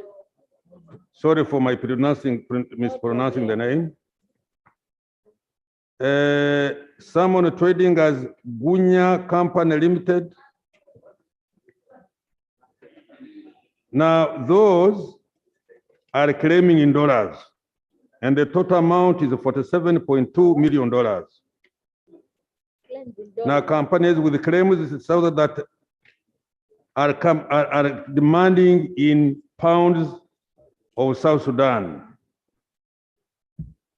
Trust South Center Company Limited, Speedways Service Company Limited, Speedways Service Company Limited, Chant Agencies Supply of Food Stuff, JB Trading Agency Limited, Madut Chan Company Limited, Wang Logistics Company Limited, Edisa Supplies Limited, So we're also paying for Chinese. Menelico Stores, Ahamos Investment Limited, Missy Macapaco or Macapocho. Paso. Sorry, as I said, I'm not familiar with the name. Benicho Investment Limited. Then lastly, 23, Atmos Uganda Limited, combined with the Interregional Trade and Transport Limited.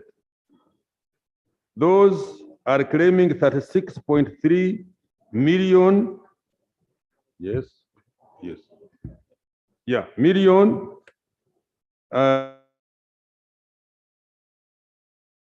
That is the list of the companies that have been verified. And as I promised to this House, I plan to go to South Sudan, in Juba, to negotiate that we put this one in our What you just said. our agreement, so that I am sure, whether I'm around or not, once we pay out, the government of South Sudan will refund the Republic of Uganda.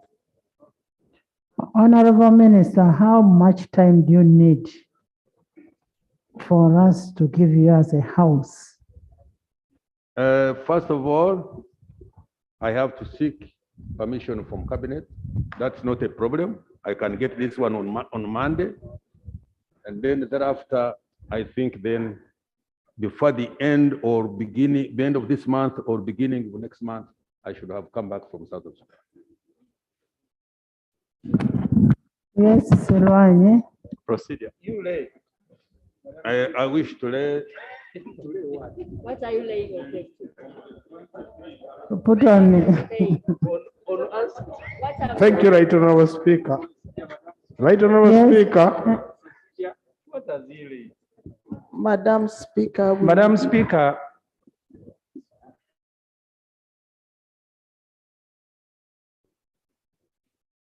the minister read, I don't know whether I should classify it as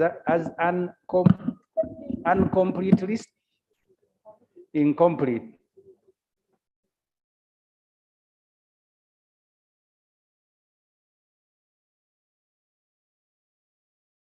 Laying. What is he laying? I don't know whether he's laying the one that is read, which was incomplete, and you helped complete. Because you see, we raise these things out of fear. A person who signed a contract to give away coffee in the manner that he did, Shame. you will be very fearful of everything he's doing. In fact, even in South Sudan, if I was the one in authority, I would send him with the CID. So I can't allow him to go alone. So the procedural issue I'm raising, Madam Speaker, is whether the minister who says he's not ready, he now wants to go to cabinet, he has read a list that is incomplete, we allow him to lay that list. Honorable members, what has been laid on table is a list of the 23, not the list of 10. The 23. The 10, he didn't have the 10, that's why he asked that he would come back and give us a list of the 10. I don't want to receive the 10 from Imat Cecilia, because you are not the one who paid. I want the 10 to come from finance, because those ones are already paid. True. Yes, so you will bring the list of the 10 and lay on table. Yes. Right Honorable, I was on the floor. You were... Okay.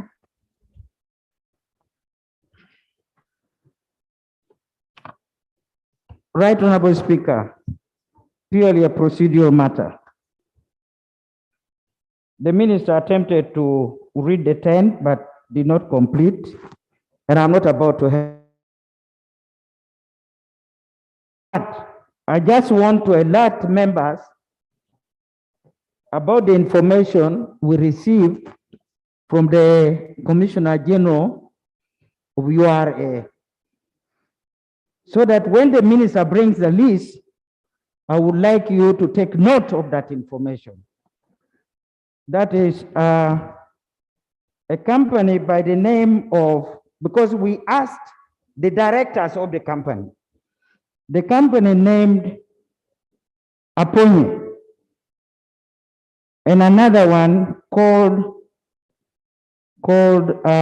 Apo General Agencies. There is Aponye Uganda Limited and Apo General Agencies. Now these two, I think including KK, they have the same names of directors. So I just want you to take note, so that when the minister comes with the list, You can do your own research also to help me. But this is the little that I've been able to get. So procedurally, I thought it would be good for members also. Actually, that takes us back to what the Honorable. Can you give us that document? Can you now lay that document? You give us that document.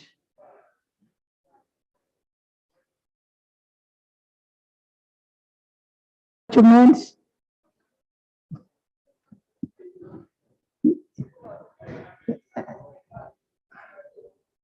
Yes. Right, Honorable Speaker, thank you. I can. By the way, much as there is no law that stops you from being a director in more than one company, there is no law. Yeah, right, Honorable Speaker.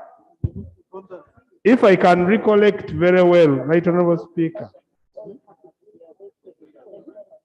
there was a committee formed here in Parliament, and members traveled to South Sudan, including myself.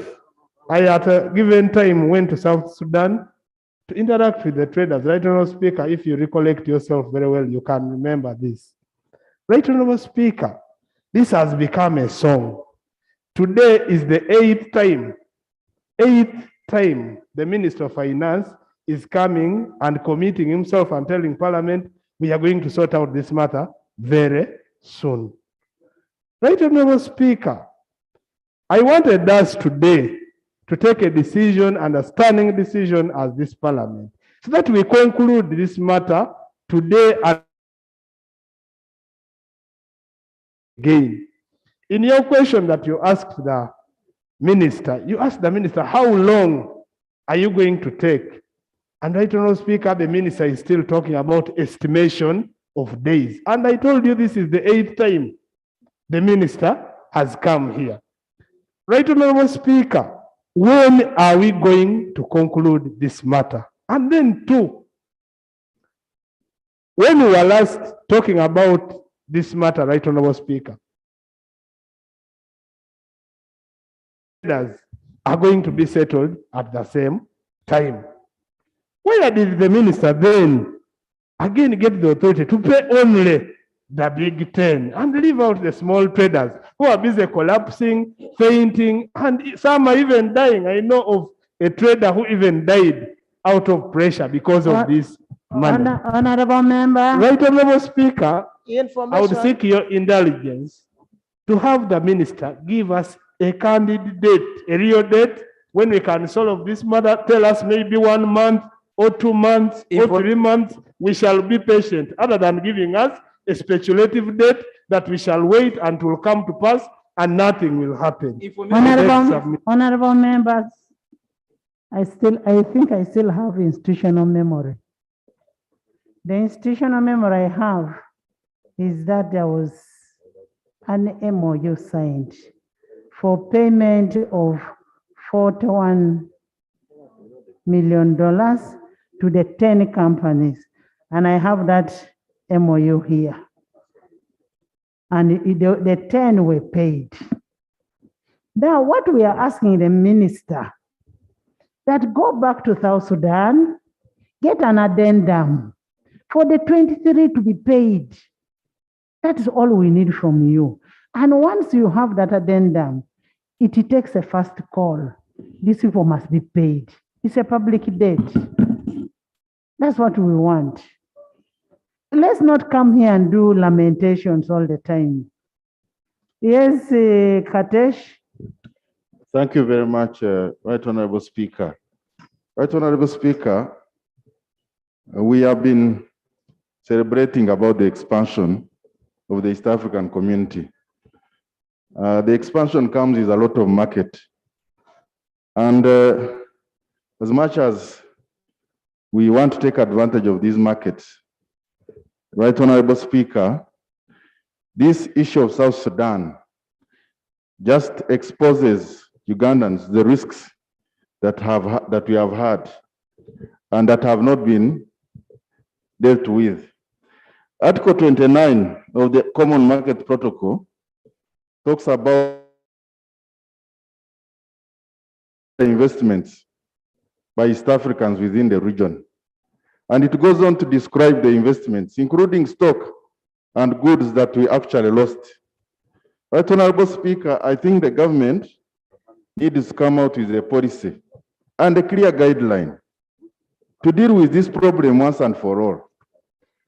Because, right, Honorable Speaker, most of these businessmen and women could have borrowed money in the market. Right now, we are grappling with high interest rates. And part of the reason is because of domestic borrowing by government, which is competing with the private sector. The moment you go to the market, the banks will prefer to lend to government. You borrow money and invest. You issue an invoice and immediately you must borrow money to pay taxes. But then you are not paid for all these years. And government has been going around over this issue. Right, Honorable Speaker, I think the ministry needs to come out with a clear policy. If there are many people to be paid, what is the criteria for selecting a few and leaving out others? But generally, the Minister of Finance needs to help us to sort out the issues of domestic areas and payments generally to the private sector. It is crippling the economy, and the earlier we do it, the better. We are talking about South Sudan today, but we had other problems of the traders who lost business during the riots in 2007 in Kenya. We had issues of the traders who lost business when one of the supermarkets around closed. So what is the policy around the compensation so that people know and are able to do business? Honorable members, this is not compensation.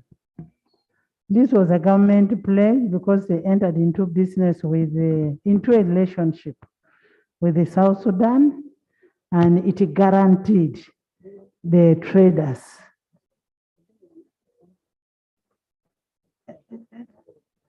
Honorable Minister. Thank you very Maybe much. for the information of the House. Thank you very much, right? The South Sudan is waiting for the minister to sign the agreement. They have sent him a draft. So it is upon. I've just got a draft from South Sudan now. Yes, I just wanted to provide information because I think we have been in the House at different times. So we seem not to be on the same page in terms of understanding the subject matter we are handling. And just to provide information that we are dealing with business persons who supplied the government of South Sudan, but when the government got problems, there was an understanding with the government of Uganda that the government of Uganda would pay and then South Sudan would reimburse later. Not all the business persons who were doing trade in South Sudan. And the initial MOU which was signed had only 10 companies which had been sorted out. Now, when we had a debate in this House, in the last Parliament, there was a concern that there were other companies which had dealt with the government, and that's how the list of 23 came up. And the minister is saying he would want to go to South Sudan to agree with the government so that there is an amendment to MOU so that they can be paid. Because I have heard colleagues saying there are people who had bus companies and many businesses. So I thought I would clarify that so that we understand. And now that the minister has said we give him up to the end of the month, I think it is proper that we allow him to go, agree with the government there, then he comes back, then the payment can be processed. So with that understanding, the Honorable Seung now knows the subject matter, and we could now proceed to other issues and allow the minister to proceed, and we'll get back. Thank you very much. Okay. Right now, you're not the speaker, Now, by the way. an order on who? Right now, speaker. I think it's not fair. You see, first of all, I want to, members, when we come and legislate, what we want is a solution. We need a solution. Let's, Honorable Kasaija tell us to give him 2 weeks or 3 weeks. At least we have a memorandum of understanding being signed between Uganda and South Sudan. Madam You know, we Speaker. want to do politicking all the time. Madam Right, Speaker. Honorable Speaker, there is no politics here.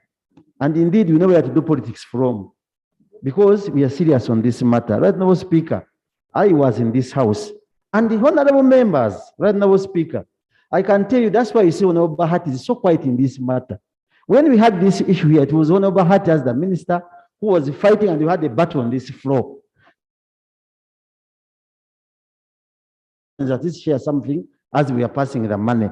And the Honorable Bahati, when he was on the floor of parliament here, where Honorable Kasaija was ever irregular here, he promised this house and it is on answer of this parliament that they were starting with the 10 companies, but they would pay immediately the other smaller companies. That's what was on the answer of parliament. Right now, we are getting other statements, and the minister is coming in to mislead this house. Honorable Dr. Christopher Yomosi, that was these companies came later. Honorable Speaker was seated on that side, raising the same matter They on this did floor. not come later. So, but they were already here, Madam Speaker. Listen, I was part of the signing of the agreement. As he said, we went to South Sudan together. The groups that, the names that were given were the 10 names. That is what happened. Now, after the 10 names were given for ratification of Parliament of Uganda, that's when the 23 names came up. Honorable Minister, can we give you 2 weeks to bring an addendum to this house? Just a minute, let's have the issue of the addendum resolved.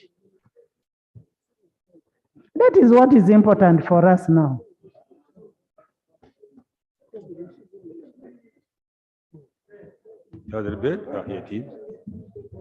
Madam Speaker, I would not. You know, I don't want to commit myself here and I don't fulfill. I'm scheduled to represent the president in some foreign country, starting with the next week. The whole week I will not be here. That means that week is finished. Then when I come back, of course, I will leave correspondence going on, telling the people in Juba that will be coming. I don't know how much time because I have no control on their time. Supposing the man says no. Supposing he says no, maybe unless you are saying, if I get a challenge, then I will come back and report. So you don't know. Me, I would really request. I would request. Order. Order. Order. You don't switch on the mic and then start saying order. Why don't we allow it to listen to each other? You make it life very different unnecessarily. Let's listen to each other. How much time do you need? I promise that by end of June, I should be back here to report. Honorable members, honorable members, honorable members, end of June will also come. End of June will also come. And the good thing, it's a commitment from the senior minister.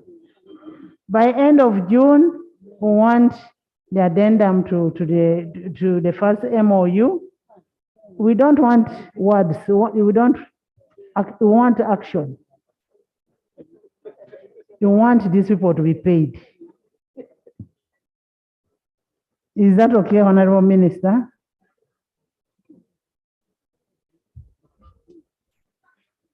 For the purpose of the Hansard, I am committing myself.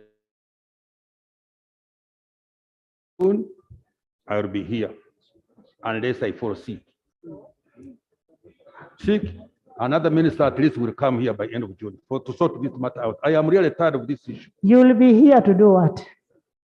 To report to you that now I have got the addendum and we are now going to proceed to start paying as and when money becomes available. Thank you. Next item.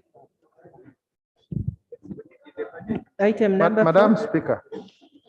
Madam Speaker. Item number 4, motion for adoption of the report of the ad hoc committee on the cabinet decision to rationalize government agencies.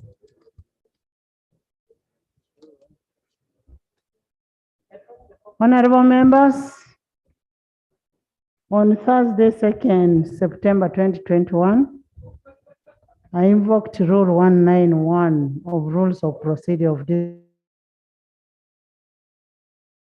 committee to inquire into the cabinet decision to rationalize and merge government entities.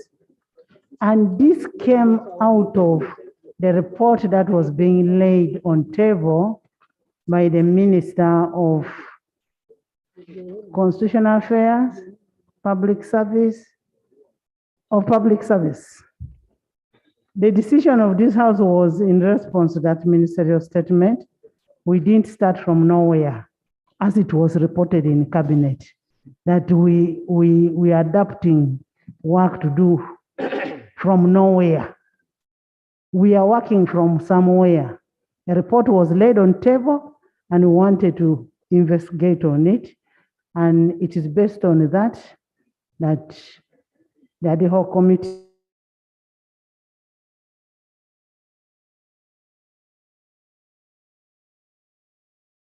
we need to satisfy ourselves that what was done by public service ought to be done. And since we are legislating for the public, we needed to be involved in whatever is being done. So under Rule 191 of our Rules of Procedure, on 2nd, 2021, we formed the committee, and the committee is the issues of mergers. Chairman of the committee, can you present your report? And allow the chairman to read his report as it is, because one, he was so mean with his committee. He did not allow the public to watch it. He did not give the report out. He has been keeping it to himself.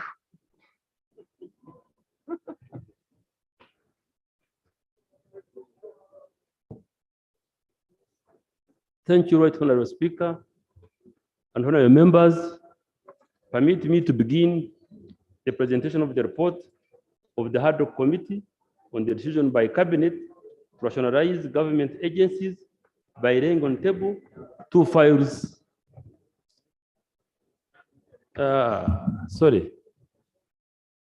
Containing one file, the minutes of the meetings held by the ad hoc committee,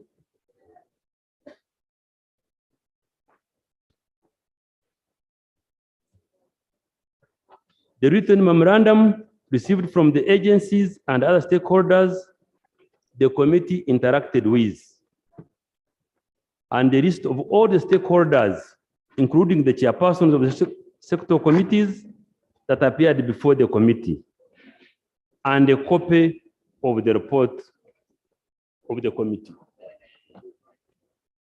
The two files are here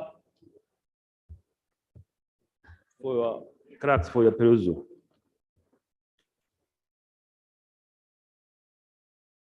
Thank the committee members of this ad hoc committee, who were 9 members of the committee, and we went through a bit of rough time to have these agencies to report to us.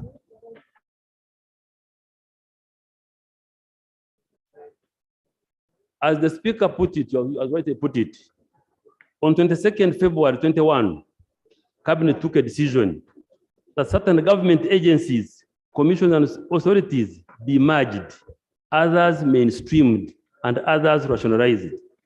This action has generally been referred to as the rationalization of government agencies. The rationalization of government agencies was intended to rationalize public expenditure and facilitate efficient and effective service delivery. This is not the first time that government is undertaking rationalization of agencies and civil service in general. Right from 1990, The story is there.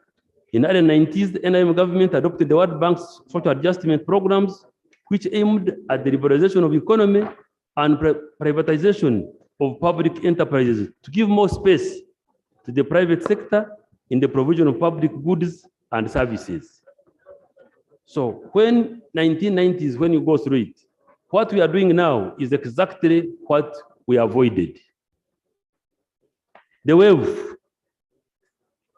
that is page 7. The wave of creation of government agencies in early 2000. In early 2000, a new wave of creation of semi-autonomous agencies emerged. The wave picked momentum as time went by. Many ministries competed to form agencies. Agency model as a way of providing effective service became the norm. As a result, many new agencies were created by acts of parliament, executive orders, state instruments, and administrative arrangements. Some government programs, Madam Speaker and honorable members, and projects acquired statuses of semi-autonomous agencies and were run independently and parallel to the parent ministries. Some temporary measures adopted by government for specific purposes continue to exist as semi-autonomous bodies after the purpose for which they had been formed had ended. Examples of semi-autonomous agencies that emerged from temporary measures are privatization unit and NPAT. This continued for some time.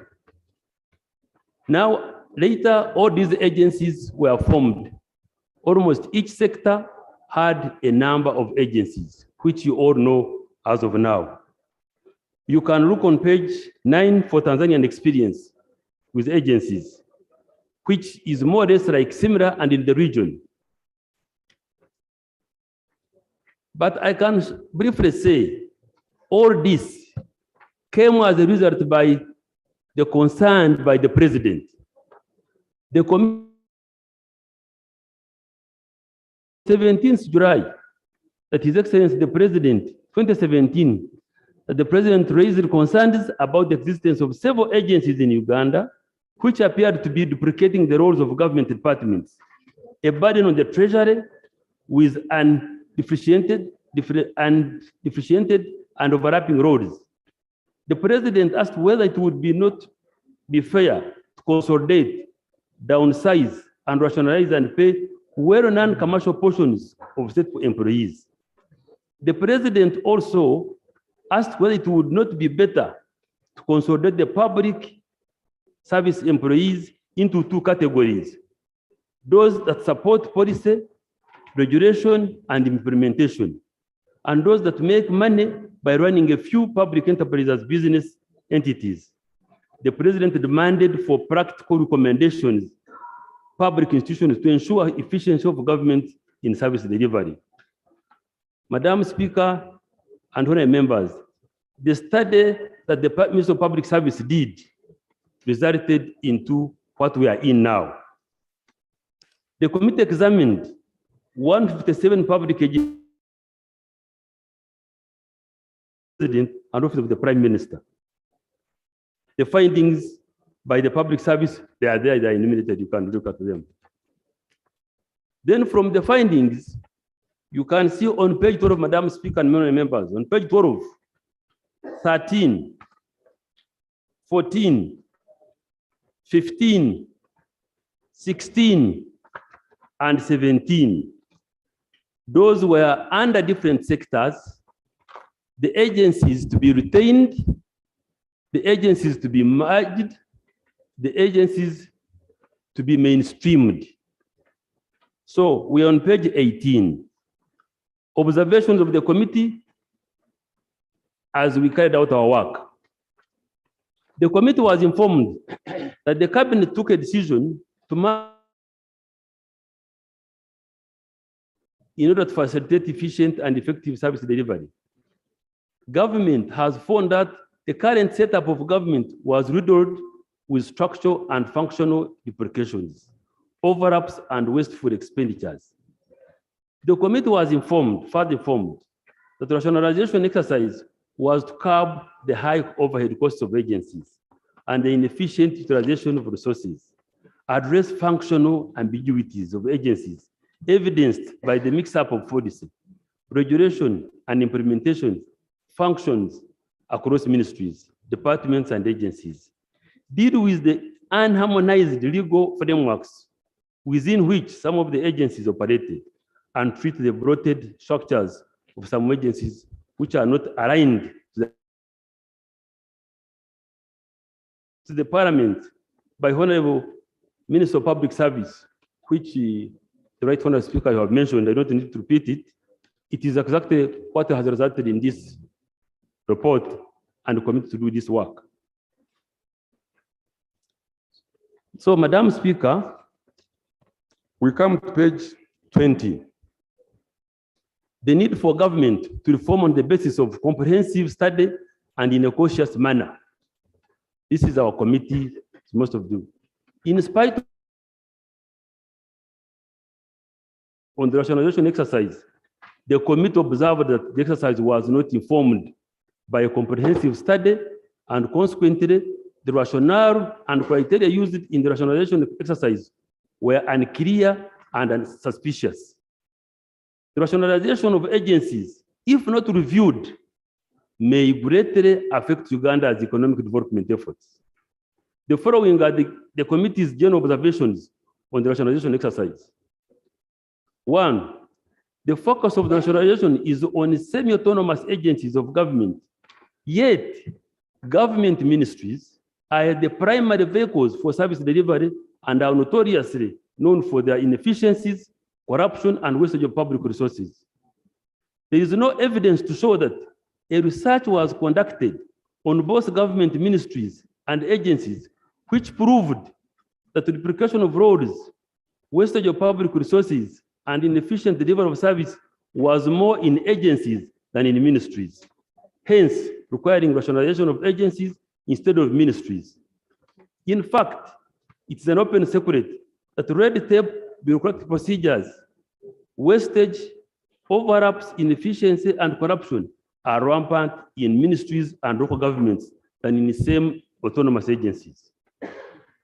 2, Madam Speaker and honorable members, the criteria used to merge some agencies and maintain others were not clear. Some poor performing agencies, like the Uganda Airways Corporation, Uganda Air Cargo Corporation, were retained, while others that appear to be effective and efficient, such as NITA Uganda, Uganda Coffee Development Authority, Dairy Development Authority, Uganda Roads Fund, Uganda Roads Authority, Uganda Road Fund were mainstreamed, and other efficient and revenue-generating agencies like URSB were proposed for mergers with others. This suggests that there was no scientific study that informed the rationalization exercise. The agencies were not distinguished on the basis of wastage of public funds, duplication of functions, and inefficiencies. Madam Speaker, honorable members, the same autonomous agencies that were behind the visible achievements of the NIM government, such as REA, Uganda National Roads Authority, Uganda Road Fund, Uganda Coffee Development Authority, UCDA, DDA, were the ones that were stripped of their same autonomous statuses. This again casts doubt on the rationality of the exercise. The rationalization exercise appears to have been a reactionary move that aimed at quickly finding answers to the concerns raised by the Excellency the President in 2017. It was not well thought out. The reason it lost sight of the need to examine the whole government structure and re-engineer it for improving service delivery. 5th, related to the decision of cabinet to rationalize agencies were narrowly defined to be a design and human resource issues. That explains service was chosen by the cabinet to be the lead ministry in this study of the concerns raised by the president and in the implementation of the rationalization roadmap. Consequently, critical aspects like strategic planning, risk and business continuity analysis, international law and trade, global market success, etc., were relegated to the background. As a result, there is no guarantee that the adopted rationalization strategy will improve the efficiency and effectiveness of service delivery. There is no evidence that the achievements registered by the country under the agency model of service delivery will be doubled or even maintained when some agencies are stripped of their semi-autonomous statuses and pressed back into bureaucracy or merged. Number 6, Madam Speaker and honorable members, the rationalization study, if at all it was done, did not benefit from the views of all the relevant stakeholders. Consultation is an old tested methodology for policy reviews and is actually a legal requirement in Uganda. The committee was informed by the many agencies it interacted with that they were not consulted and public service interact with the private sector players who are the subject of regulation by government before making recommendations to that effect. Consequently, there is a risk that Uganda may lose investor confidence as a result of stripping some regulatory agencies of their semi-autonomous statuses. The committee noted that bureaucratizing an agency like Cotton Development Organization is going to jeopardize the public-private partnership in the cotton sector. A member of the Association of the Cotton Guineas and Exporters in Uganda confided to the committee that mainstreaming Uganda Cotton Development Organization into the Ministry of Agriculture is going to be like removing the thread that ties together the beads of a rosary. That when CDO is removed as a regulator, the various players in the cotton sector will scatter and the crop will be no more. And the members connected with the foregoing is the risk of rationalizing exercise undermining Uganda's access to international markets. Access and entry of our products like coffee, milk, cotton, and many others to international markets requires conformity to international standards. Sadly, some of the regulatory bodies like UCDA, UCDO, DDA, etc. are mandated to ensure quality of our products are being stripped of their same autonomous statuses. The risk of this, Madam Speaker and honorable members, of this executive activity in our export seems not to have been taken care of. Number 8, the rationalization exercise was embarked on without a comparative study in the region. The committee learned that Kenya, Ethiopia, Zimbabwe, Tanzania did what Uganda is doing to bureaucratize regulatory agencies. And as a result, they lost heavily on the production quantities and quality, and are currently in the process of reversing their decisions. The rationalization study, if at all, was conducted, did not benchmark from regional experiences. Madam Speaker, currently now, the Kenya Parliament is considering getting back coffee into its original autonomous status, and many others. Number 9, the process of rationalization has not been effectively communicated. Most of the agencies and the committee interacted with indicated that they were not consulted to provide their technical input. In addition, there has not been effective communication of the change or reform to the employees of the affected agencies. This has led to anxiety and fear and reduced morale for staff. This will inevitably lead to reduced productivity and possible vandalization of equipment and assets of agencies whose functions have been mainstreamed. Madam Speaker and honorable members, most of the agency staff have been harassed, not treated well, not knowing that they have been performing their duties. So some of them have the fear, and most likely, if not well handled, we are likely to lose like we did when we were privatizing. Number 10, the committee noted that the rationalization exercise progressed without adequate study of the operations, work, culture, and quality of staff of some of the agencies. The Ministry of Public Service looked at the competitive salaries some agencies were paying their staff compared to the salaries paid to mainstream civil servants, but did not look at the performance issues of the staff in agencies. The committee learned that in some agencies like UCDA, Meteorological Authority, NITA Uganda, and others, staff work during day and night and weekends. There is a risk that once these staff are absorbed in the civil service and work as per the traditional civil service, standard working hours, service delivery will be compromised. So 11, potential loss of specialized skilled labor. There is even a greater risk that some of the highly qualified staff in some of the agencies that are scheduled for mainstreaming will not join the mainstream civil service in favor of the private sector, which means we are likely to lose quite good number of skilled officers to others, which has already started, especially in UNRWA Authority. 12, sorry. Madam Speaker, the committee noted that rationalization of agencies will have serious legal risks and liabilities regarding employment and service contractual obligations. The committee noted that the quantum of this risk has not even been established by cabinet. The committee learned that some contractors in the electricity sector had stopped performing because of the lack of supervising agencies.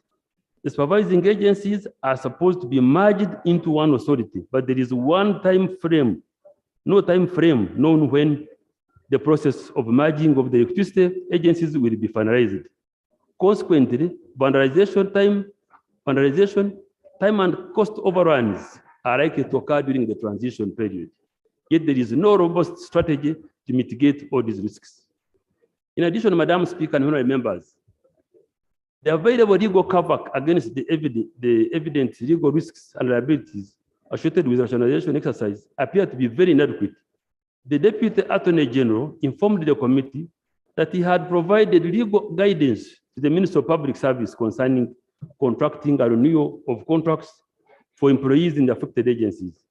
The committee observed that this was not sufficient legal cover, noting that the government has always lost in litigations concerning breaches of contract, and a huge bill is on the neck of government in favor of the former employees of Uganda Railways Corporation, Post and Telecommunication, Internal Security, and many others.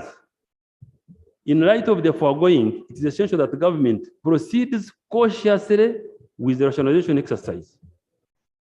Madam Speaker and honorable members, the committee's recommendations, sector by sector. The committee agrees with the government to retain some institutions as semi-autonomous due to their vital role in the socio-economic transformation of the economy. These include Bank of Uganda, Uganda Revenue Authority, and many others. However, there are a number of areas where the committee found that the rationalization would have negative effects on the economy and would undermine the momentum for socio-economic transformation. These areas are highlighted below and justification offered.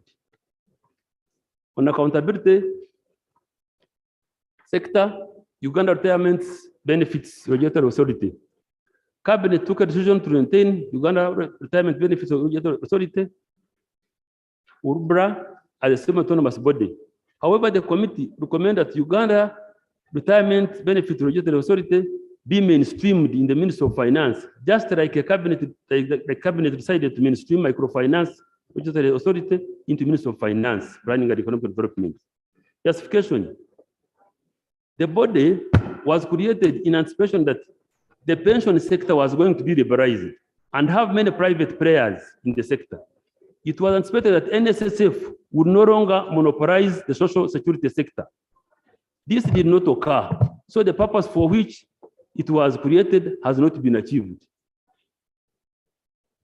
Pride Microfinance Bank and Microfinance Support Center. The committee recommends that the two entire entities that target small businesses and groups, both in rural and urban centers, who cannot qualify for credit from the many commercial banks that charge high interest rates, especially the foreign banks. Justification. Uganda Development Bank, Housing Finance Bank, and Development Finance Company of Uganda provide credit to large borrowers and with collaterals.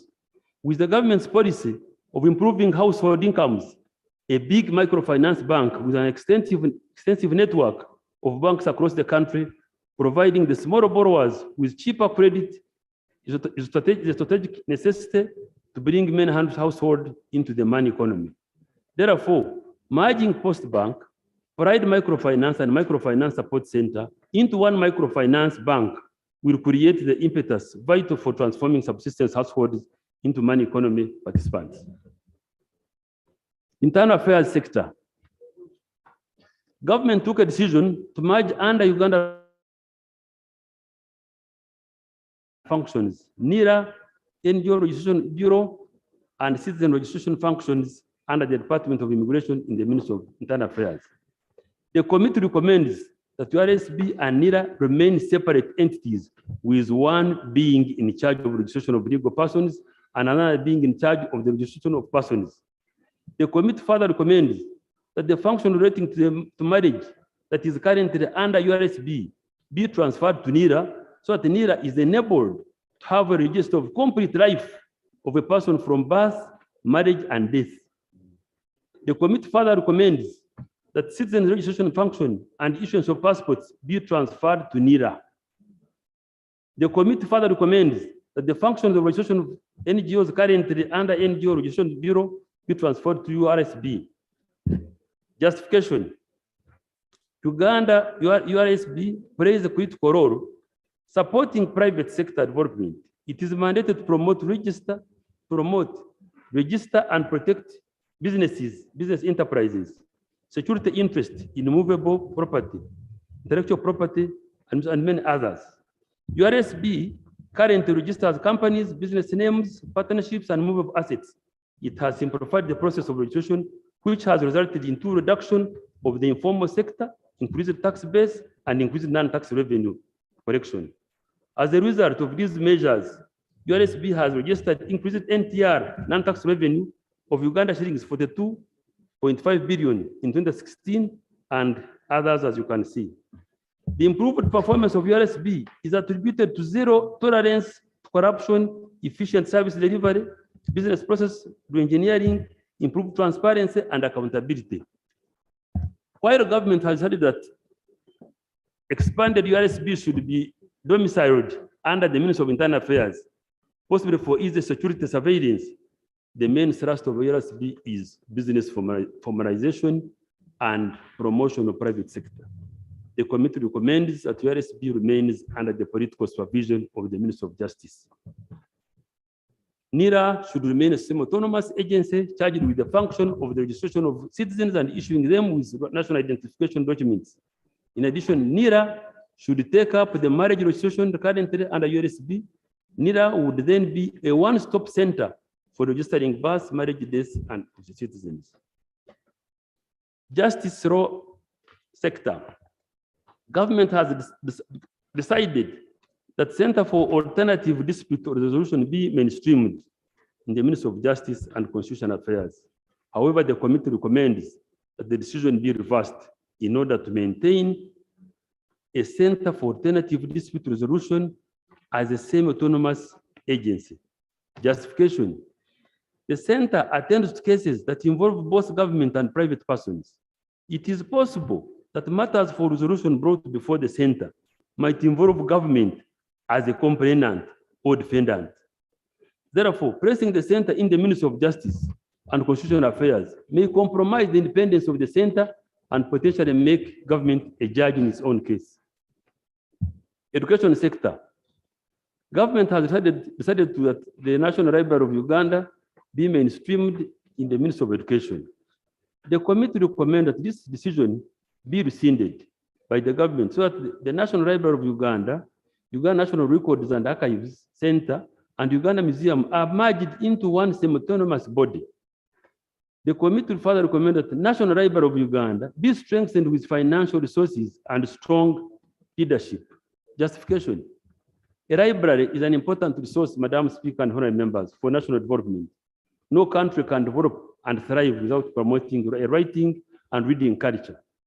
The Uganda National Library, which is mandated to promote writing and reading culture, has been kept unfunded and unstrengthened. Its visibility and importance has greatly diminished. So the National Library of Uganda should be capacitated to execute its critical functions as outlined below.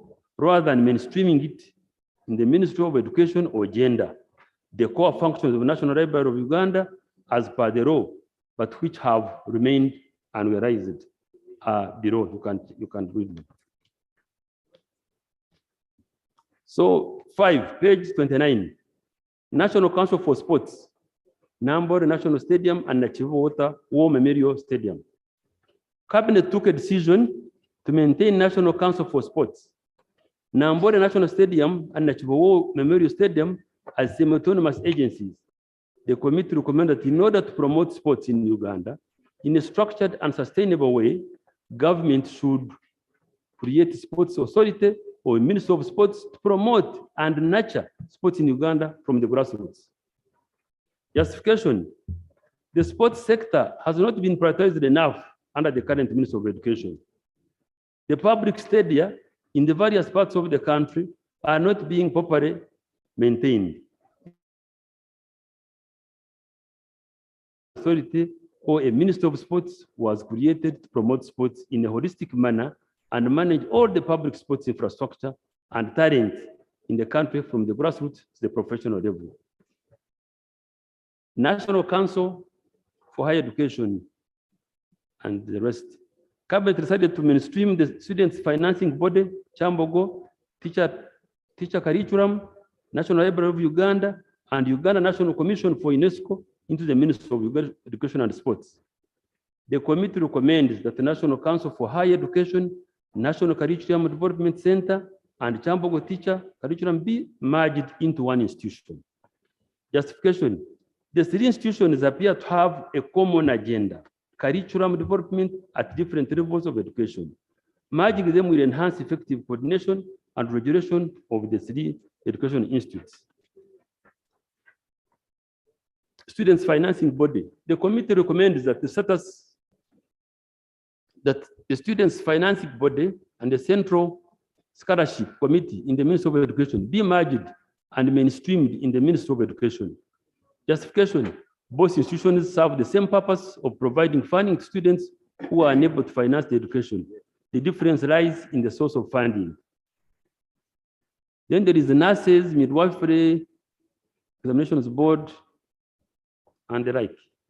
The committee recommends that Uganda Nurses and Midwifery Examinations Board, Uganda Allied Health Examinations Board, and Uganda Technical and Business Examinations Board be merged and placed under the Ministry of Education and Sports. In addition, the examination functions under Nyabyaya Forestry Institute and of Karas Agriculture Institute should be transferred to the post-secondary examination body that will be created after the proposed mergers. Justification: it is cost-effective to have a single examination body for post-secondary education. Madam Speaker and honorable members, then Industrial Training in Akawan Vocational Training Institute and Management Training Advisory Center. The committee recommends that the 3 institutions be merged to create a center for vocational training in Uganda under the Ministry of Education and Sports. Justification: the 3 institutions are in the same vicinity and provide access to vocational skills. Merging them will create synergies critical for vocational skilling Ugandans for socio-economic transformation. Madam Speaker and honorable members, agriculture sector. Cabinet took a decision to scrap UCDA of its semi-autonomous status and transfer its function to the Ministry of Agriculture. The committee recommends that UCDA be retained as a same autonomous agency.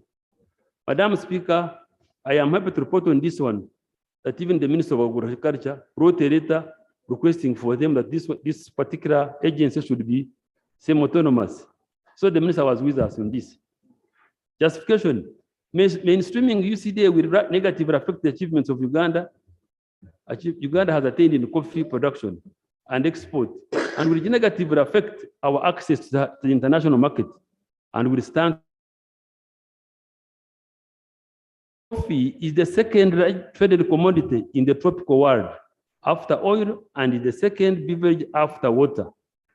More than 1.7 million households in Uganda depend on coffee-related activities. Uganda is the leading coffee export in Africa and is the second leading coffee producer in Africa after Ethiopia.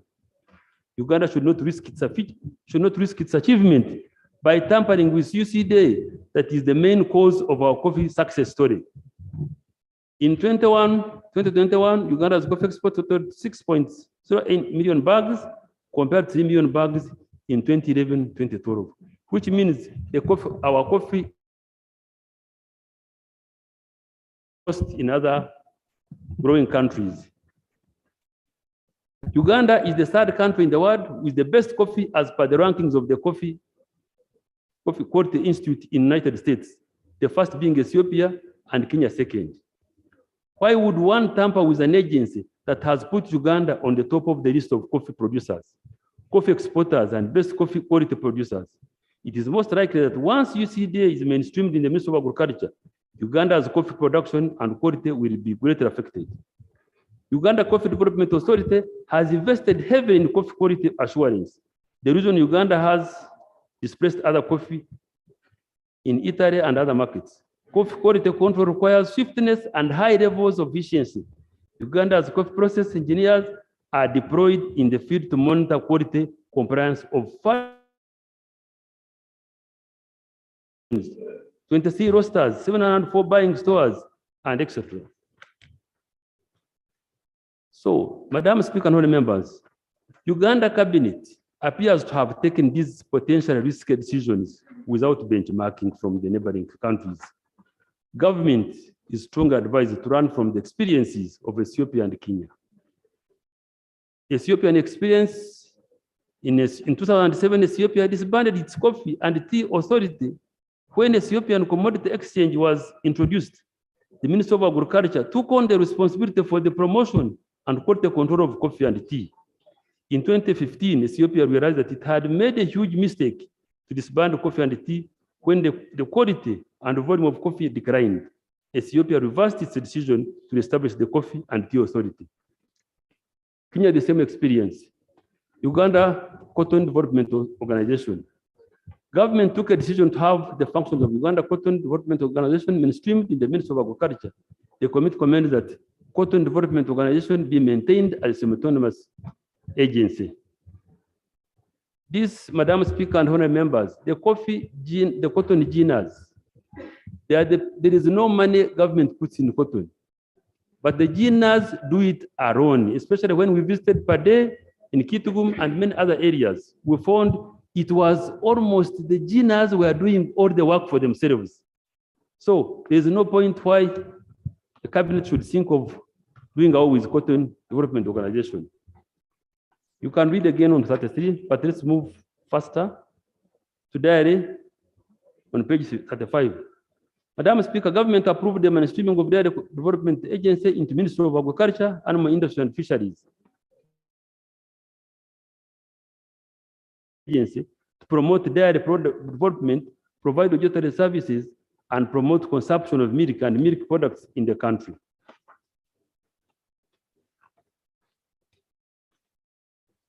Then we come to NADS, sorry. The government took a decision that NADS be stripped of its semi-autonomous status and its functions be mainstreamed in the Ministry of Agriculture. The committee agrees with the decision of cabinet that the NADS be mainstreamed and restructured to be a vehicle for agricultural strategic intervention and agriculture input provision. Justification. NADS was established in 2001 as a semi-autonomous body in the Ministry of Agriculture to provide agriculture advisory services. However, in 2014, the government took a decision that the NADS should focus on facilitating the growth of wealth at the household level for the entire country. Consequently, NADS mandate shifted to supporting agricultural value chain development with emphasis on agricultural input distribution, good post-harvesting practices, agro-processing, and value addition. In 2014, the government, through the civilian veterans initiatives in Ruero Triangle, supported the implementation of NADS interventions through the provision of seeds and other planting materials, as well as stocking materials to the target beneficiaries with involvement of UPDF commanders. The intervention of NADS are aimed at increasing production and productivity of the various priority and strategic commodities for improved household food and income security, as well as export earnings. Consequently, NADS has facilitated through the Operation Wealth Creation programs the distribution of improved planting materials, notably maize, beans, cassava, banana, and all sorts of agriculture. So NADS has also distributed solar-powered irrigation systems and tractors, handholds, community grain stores, milk coolers, matching generators, and etc. So we feel that it should be mainstreamed in order to be harmonized and provide the same good services. Uganda Agrochemical Board. Government took a decision that Uganda Agrochemical Board be merged with National Drug Authority. The committee recommended that the Uganda Agricultural Chemicals Board be created as semi-autonomous regulatory authority in the Ministry of Agriculture and be strengthened. Justification. Currently, the Drug Authority regulates human and veterinary drugs. Merging the functions of Agrochemicals Board into NDA would mean that NDA must take on agrochemicals, agrofertilizers, etc., in addition to its focus on human drugs and veterinary drugs. In other words, regulating and promoting plant health. So that's the decision to be made. We continue. Let's go on page 40. Madam Speaker, water and environment sector, National Forestry. Government took a decision to mainstream National Forest Authority into the Ministry of Water and Environment. However, the committee recommended that the NFA be maintained as a semi-autonomous entity. Justification. National Forest Authority should be maintained and strengthened to contribute to the resolution of climate change crisis. Uganda is currently faced with climate change challenges. It has signed international agreements on climate change. Survival of mankind will depend on restoration of environment, ecosystem, and forest cover. Uganda National Meteorological Authority. Government took a decision to mainstream Uganda National Meteorological Authority into Ministry of Water and Environment. However, the committee recommends that Uganda National Meteorological Authority be retained as a semi-autonomous agency. Justification. Meteorological services are classified as essential services in Uganda by Public Service Negotiating, Consultative and Dispute Settlement Machinery Act 2008. Services which, if withdrawn abruptly, may cause loss of life, threaten the well-being of society, cause major disruption in the nation, and cause a disaster. The Uganda National Meteorological Authority was established by an act of parliament and to monitor, predict, promote, and provide advisory services to government and other stakeholders on weather, climate, and atmospheric pollutants for sustainable development of Uganda. Meteorological services are required by different sectors of the economy, such as agriculture, tourism, transport, marine aviation, and the roads, monitoring and combating climate change, water resource quality and availability, energy planning and development. So we move on, Madam Speaker and honorable members, to IC sector, National Information Technology Uganda, NITA, Uganda. Government earmarked NITA, Uganda, for mainstreaming in the Ministry of ICT and national guidance. The committee recommended that the intention of mainstreaming NITA, Uganda, into the Ministry of ICT and national guidance should be abandoned and instead maintain NITA, Uganda, as a strategic semi-autonomous agency of government to spearhead the digital transformation program for socio-economic development of Uganda. Then we come to energy. Page 45. Madam Speaker and honorable members, Rural Electrification Agency. In February 2021, Cabinet decided that Rural Electrification Agency be mainstreamed in the Ministry of Energy and Mineral Development. The committee recommended that Cabinet rescind its decision and restates Rural Electrification Agency as a semi-autonomous body to promote and execute rural electrification program of NRM government. Justification. According to the Cabinet Initiative for Development, the rate of electricity access in rural areas, rural Uganda, is remarkably low at just 11%. The government is working to raise access levels 26% by 22. Establishment of the Rural Electrification Agency. The Rural Electrification Agency was established by the Ministry of Energy and Mineral Development as a semi-autonomous body under the establishment and instrument 2001 S1 number 75 of 2001 regulation. REA has done a commendable job to connect rural areas of Uganda the national electrical grid. Roya is responsible for the 11% rural electrification in Uganda. There was great enthusiasm that with the development of more hydroelectric dams in Uganda, more rural areas of Uganda were going to access electricity through Roya. Madam Speaker and honorary members of parliament testified that all of them have benefited from Roya. But since Roya was abolished and brought mainstreamed, the services are no longer as efficient as they used to be. So that's homework for all of us. Page 46, electricity distribution company, and Cabinet took a decision that the three electricity companies, namely Uganda Electricity Distribution Company Limited, Uganda Electricity Generation Company, and Uganda Electricity Transmission Company Limited, be merged. The committee strongly supports the decision of Cabinet to amalgamate the three electricity companies into one agency. The committee further recommends that the electricity agency created through the merger should be capitalized. Just autonomous agency will create efficiency and reduce the cost of electricity in Uganda. Madam Speaker and honorary members, people are suffering because of the high cost of power. And it must be the reason why there are so many bodies that, if possible, let's try that one.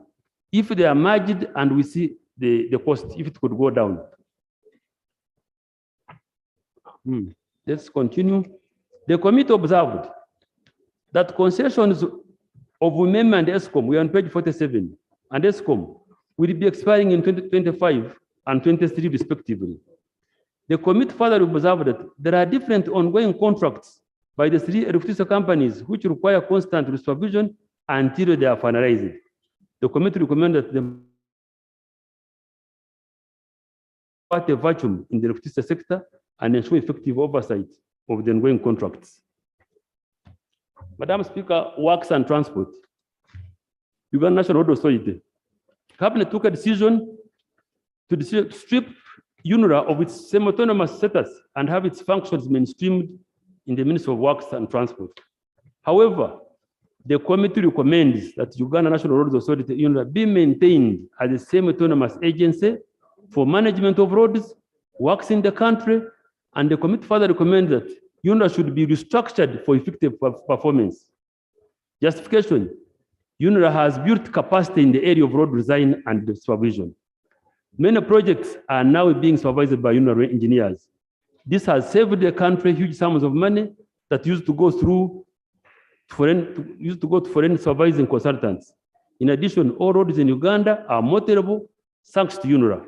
The achievements of UNRA are vivid and detailed below. You can see them. Madam Speaker and honorary members, it is true there could be some inefficiencies anywhere, but anybody who thinks of UNRA being mainstreamed in the Ministry of Works, where the work was before, I don't think the efficiency in Ministry of Works has improved so much to take care of our needs in the roads.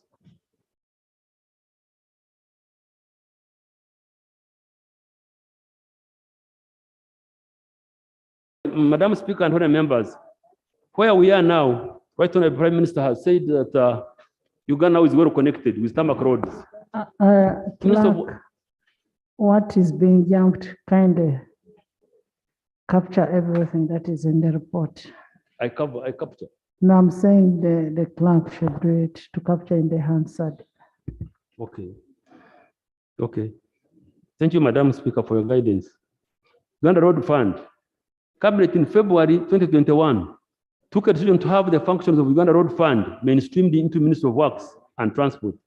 The committee recommends that the Cabinet decision be reversed by Cabinet in order to maintain Uganda Road Fund as semi-autonomous body under the Ministry of Finance, Planning and Economic Development. Justification: Uganda Road Fund has greatly helped in road maintenance in Uganda, and mainstreaming the fund into the Ministry of Works and Transport will most likely negatively affect road maintenance in the country. The Uganda Road Fund was established by the Uganda Road Fund Act 2008 for process of financing routine and periodic maintenance of public roads. The aim was to have a sustainable source of funding for road maintenance. The road fund is under the line Ministry of Finance and Planning and Economic Development, but not Ministry of Works and Transport. Road Fund is financing institutions independent of Ministry of Works and Transport, UNRA, KCCA, city roads, municipalities, districts, town councils, and sub-counties, which are implementing agencies for road maintenance. These institutions sign performance agreements with the Road Fund. Madam Speaker, the committee noted that the legislated sources of Road Fund under Section 21 of the Uganda Road Fund Act 2008 were not being respected by the Ministry of Finance, Planning and Economic Development, and URA. Instead, the Uganda Road Fund was getting allocations from the Ministry of Finance. The committee recommends that the violators of the law be held to account. Madam Speaker, I call upon this House to assist Uganda Road Fund and so that it could progress to the second generation, where our neighbors, Kenya, Tanzania, are. Recently, our members of Finance Committee visited Tanzania, and they are wondering why Tanzania is doing better than us, yet they were behind us because of the Road Fund. Madam Speaker and many members, Uganda Railways Corporation and Standard Gauge Railway. Government took a decision to that the two institutions, Uganda Railways Corporation and Standard Gauge Railway, were to be retained as autonomous bodies. The committee recommended that all railway services, meter gauge and standard gauge. Chairman, are you saying Uganda Road Fund should be on its own? On its own, yes. This one, which is a cash bonanza for engineers. Okay, go ahead. Just, I am. The people were bored. They wanted it is open to debate, and definitely we are not saints. There could be some other views contrary to ours. Government should implement all railway services, meter gauge and standard gauge should be under one agency for easier coordination. Government should implement the SGR as a project, but on completion be handed over to URC for management. Justification: railway transport is a critical strategic area for bulk transportation of goods. URC was formed after the breakup of the East African Railway Corporation in 1977, when it took over the Ugandan part of the East African Railways. So it's up to this House and members to look at and so that we can resolve in a better way to run. However, Madam Speaker, there is a need for government to design a new railway law that will integrate SGR and URC and strengthen URC in terms of funding and leadership. Uganda Air Cargo Corporation. In the agency reform, government decided to retain Uganda Air Cargo Corporation as a strategic defense facility. The committee recommends that if government is not ready to invest resources in the Uganda Air Cargo Corporation, it should wind up the corporation as it is currently heavily underfunded. Justification: Uganda Air Cargo Corporation is a strategic airlifting capability which is heavily underfunded. The corporation is a body corporate primarily established to operate air transport services within and outside Uganda. The corporation strategic arm of the defense system of the country. It is used for commercial business during peace times and strategic lifting during the war. Since its establishment in 1994, it has been serving the whole of Africa and beyond by providing air cargo and passenger services.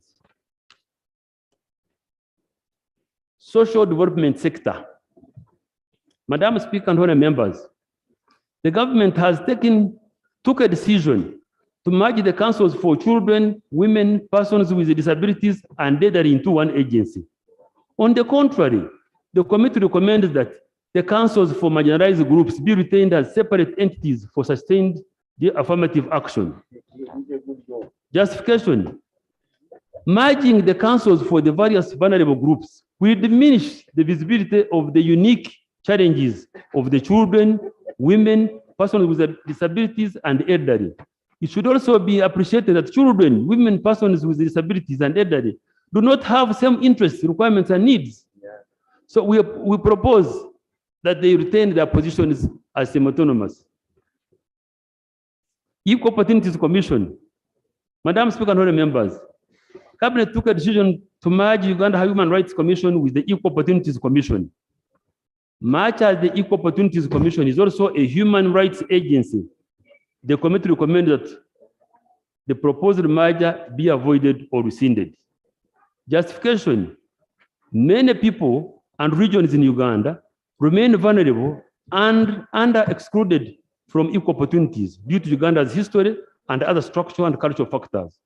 Such a people and regions, affirmative action and equalization of opportunity remain a critical need. The hope for such a people and regions in the Uganda Equal Opportunities Commission is there. The Equal Opportunities Commission's mandate is to provide the realization of equalization of opportunities among all Ugandans to ensure that no one is left behind. Conclusion, Madam Speaker and honorable members. The committee appreciates the goodwill of Cabinet when it took a decision to rationalize some of the government agencies. The committee, however, noted that rationalization process was embarked on without a comprehensive study of the whole government machinery for service delivery. The exercise did not benefit from adequate consultation of the stakeholders and proceed without examining the legal and economic costs involved and without a business continuity assurance study. There are risks that Uganda faces if the cabinet decision on rationalization of agencies is not reviewed. These include legal risks arising from litigation against government, loss of investor confidence, loss of employment opportunities, loss of competitiveness of Uganda's economy and products, loss of international markets, injury to the Uganda's image and brand, and reduced service delivery. There is also a risk of slowing down service delivery and also weakening the quality of service when some of the cabinet decisions are not reviewed. The committee therefore recommends that government should go in a cautious manner on rationalization of some agencies. The committee agrees some rationalization agency decisions of cabinet, but also disagrees with some others. In the latter case, the committee has made recommendation and justification for them. The committee strongly believes that its recommendations will shield Uganda from exposure, serious risks, and heavy costs. Retention of agencies. Cabinet took a decision to retain 80 agencies as semi-autonomous agencies, which you have seen. The committee agrees that the decision of cabinet on retention of the 80 agencies, except one, which is the Uganda Retirement Benefit Regulation Authority, which the committee recommends should be transferred to the Ministry of Finance, Planning and Economic Development. Mergers. The committee agrees with the decision of cabinet to merge some agencies for efficient operations and economies of scale. In this regard, the committee concurs with cabinet to merge electricity companies and public service, health service commission, education service commission, and many others as you can see them. However, the committee disagrees with the cabinet on merging councils for children, women, persons with disability, and elderly. The committee also disagrees with the merge of Uganda Human Rights Commission with Equal Opportunities Commission. In regard to the agencies in this social sector, the committee recommends that their separate semi-autonomous statuses be maintained and more funding be extended to them. The committee also disagrees with the merge of National Drug Authority and Agrochemicals Board and Uganda Registration Service Bureau with the National Identification Registration Authority.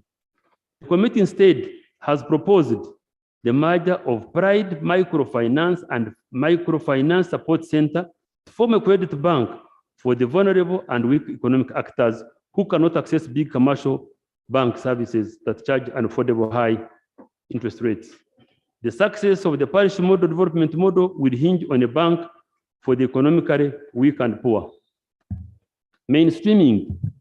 Madam Speaker and honorable members, on the mainstreaming of the 33 agencies, the committee concurs with the cabinet decision, but recommends the retention of National Library of Uganda, Center for Dispute Resolution, Rural Electrification Agency, and agencies in the following sectors: road sector, UNRA and road fund, the water and environment sector, National Forest Authority, Uganda Meteorological Authority, agriculture sector, Uganda Coffee Development Authority, Cotton Development Authority, and Air Development Authority, and ICT sector, National Information Technology Authority of Uganda, NITA, and yes, that's what I do.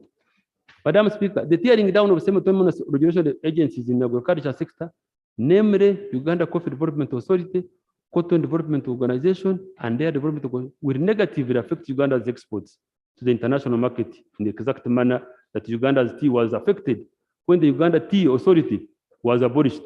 As a result, currently, Madam Speaker and honorable members, abolishing Uganda Tea Authority, now Uganda's tea is sold by auction at Mombasa and at a cheap price and branded as tea from other countries. It will be reckless to throw away our national regulatory stamps, which have made our exports attract a premium price in the international markets. In addition, Madam Speaker and honorable members, the mainstreaming of UNRWA Uganda Road Fund will expose Uganda's most valuable asset to risk. Uganda's road network is its most valuable asset and constitutes one of the largest assets in the country, currently valued at $8 billion, equivalent to 28.8 trillion shillings. Once again, the committee calls for cautious approach in rationalizing agencies. Poor leadership of some agencies should not be confused with poor value of agencies in service delivery. The benefits of agencies increased efficiency, strengthened and clarified responsibility and accountability lines, a more encouraged and professional administration, and a more service-oriented administration placed closer to citizens should not be lost. Agencies should be allowed to perform with considerable managerial freedom and an extensive duty to report the results to their performances. The agencies are crying out for less political interference and more managerial autonomy. Finally, Madam Speaker, rationalization of government agencies alone will not yield sustainable results unless the entire government, including ministries, is reviewed and rationalized. The working environment in the ministries must be improved with attractive remuneration to match the salaries offered by agencies. The ministries must have the capacity to develop policies and standards that are to be followed by the agencies. Consequently, the committee recommends that the government commissions a comprehensive study. At times we think that we should even involve sector chairpersons of this parliament. Study of all government ministries, departments, and agencies with a view of increasing efficiency and effectiveness, fairness and justice in the service delivery, and delivering better quality government services. Madam Speaker and honorable members, this is what we're able to gather, and we hope most of you people will have better ideas we can bring in together and have a formidable resolution that can help the country to reach its own destiny. I beg to report, Madam Speaker and honorable members. Thank you. Thank you so much, Honorable Chair and members. As you've noticed from the report, the decisions taken have far-reaching consequences. They require us to exercise our sober judgment.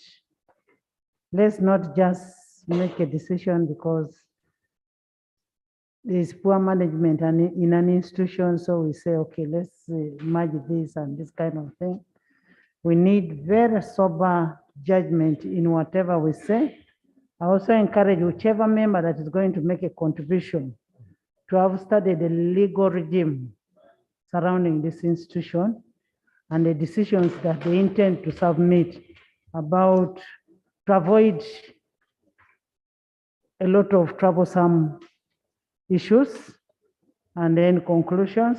Before we commence the debate, can I hear from the minister who gave us this information? Because what happened is people thought we just went and looked for this information. They forget we got it from the Minister of Public Service. Thank you very much, Right Honorable Speaker. Right Honorable Speaker and honorable members, I would like to thank the chairman and the ad hoc committee that has produced this report. Right Honorable Speaker, sincerely, I received this report this afternoon when I came here to Parliament. It is indeed a very substantial report and contains very many recommendations that are of profound import. Some of them indeed go contrary to the recommendations of Cabinet. Therefore, right indulgence your indulgence and the indulgence of this House that we do not really debate this report now.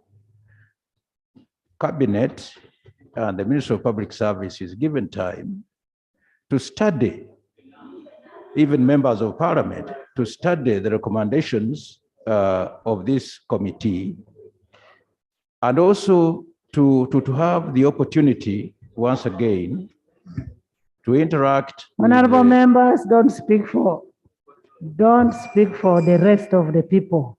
To Even interact. us, we have different constituencies. If you say even me, Goretti, don't say even us. Thank you very much for that guidance. The time we need will give us an opportunity also to study these recommendations in depth, to interact further with the members of the committee, and also give time to Cabinet to look at these recommendations, so that in the end, when we come to debate, we are not only informed, but we also maybe have reached harmonization, and that the debate really does not take long, or would not pull ropes here and there, so that we come up with a report or recommendations which are intended to be of serious benefit to this country and push the bar of service delivery higher. I beg to request. Honorable members. Honorable members. Yes. Thank you, Right Honorable Speaker. Right Honorable Speaker, I rise on a point of guidance. I have no problem with the suggestion by the Honorable Minister. However, Right Honorable Speaker, the guidance that I would like to seek from you is whether, because the committee was constrained by time, according to their report on page 5, due to time constraints. And yet you realize, Right Honorable Speaker, that there are certain very key institutions like Mulago National Referral Hospital that it was not able to interface with. The guidance I'm seeking is whether you would not allow a few of such comments so that the minister can pick them up and they go and study them as cabinet, and then we can revert. Maybe he will have a position on them. That's the guidance that I wanted to seek, Right Honorable Speaker. Honorable members, as I said before in my opening remarks, the decision that we make here has far-reaching consequences. And I want you to be mindful of the legal regime in regard to these institutions. If the minister has asked for time for him to go and look at the report, harmonize with our position, and come back with a harmonized position, mindful that it is this House that has the powers. Further guidance. And I am repeating that, Guidance. that we are the ones that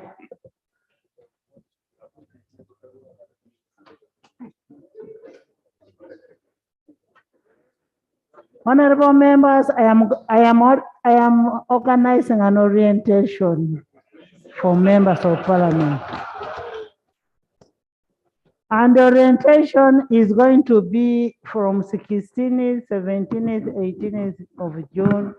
When the speaker is speaking in the House, the speaker must be heard in silence. Must be heard in silence. And as I have said, we can give the cabinet position and come back and report to this House. It is this House that can repeal. Remember, most of these institutions are enacted by the Act of Parliament. They are enacted by the Act of Parliament, and it is only this House that has powers to either repeal or reject it. So you will come back to this house with a harmonized position. Honorable Minister, I'm speaking to you.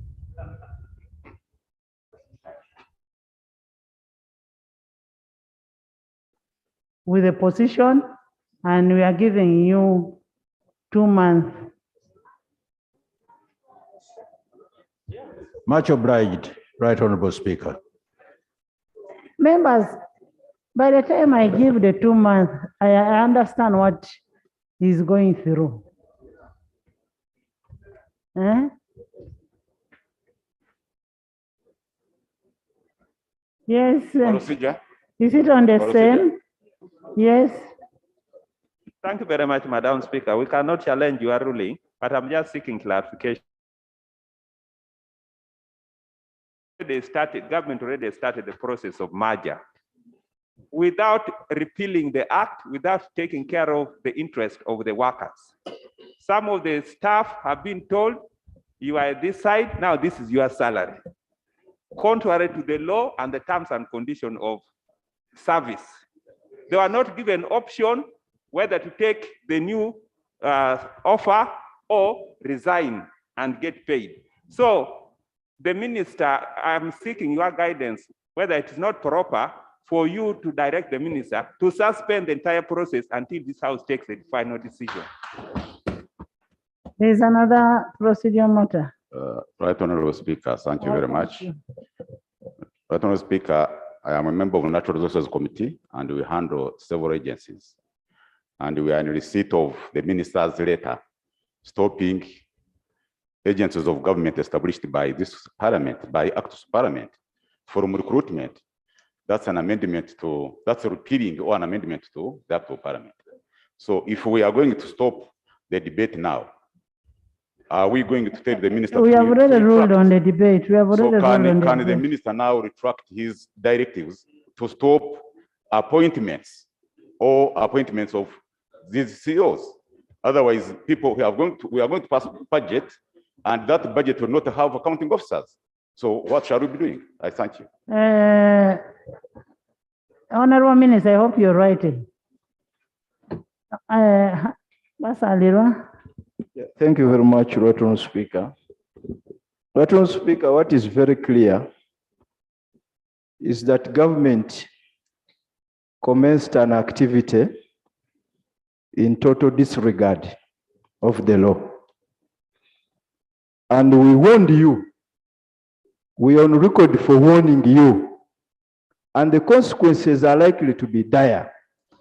Right Honourable Speaker, your guidance is welcome, especially on the issue of time. It's very welcome. But we only pray that this discussion on merger has created a lot of anxiety in these agencies.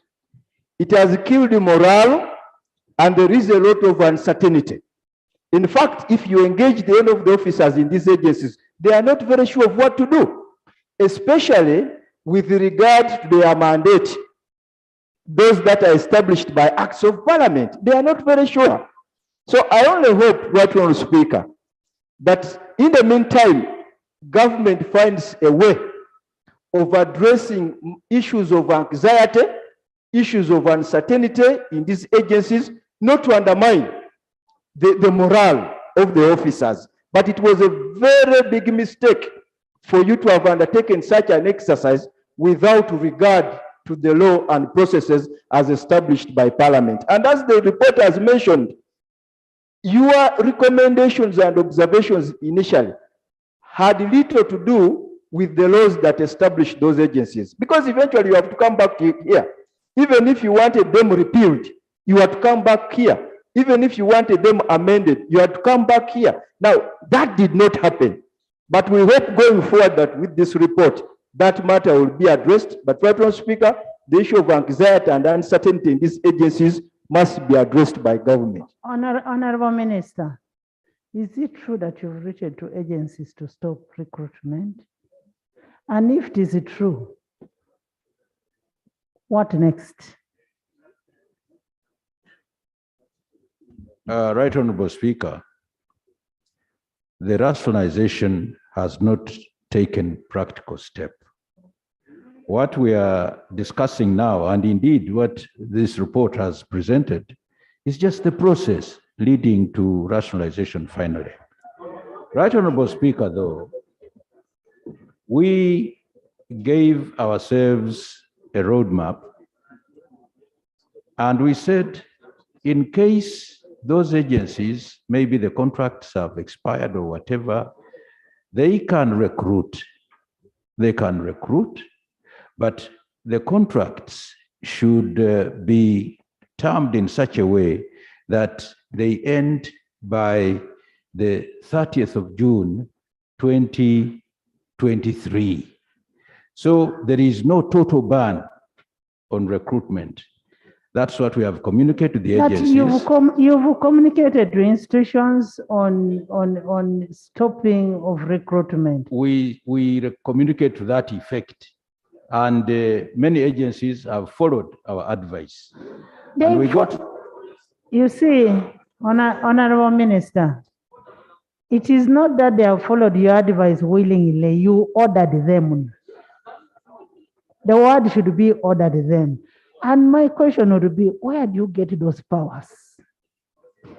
Where?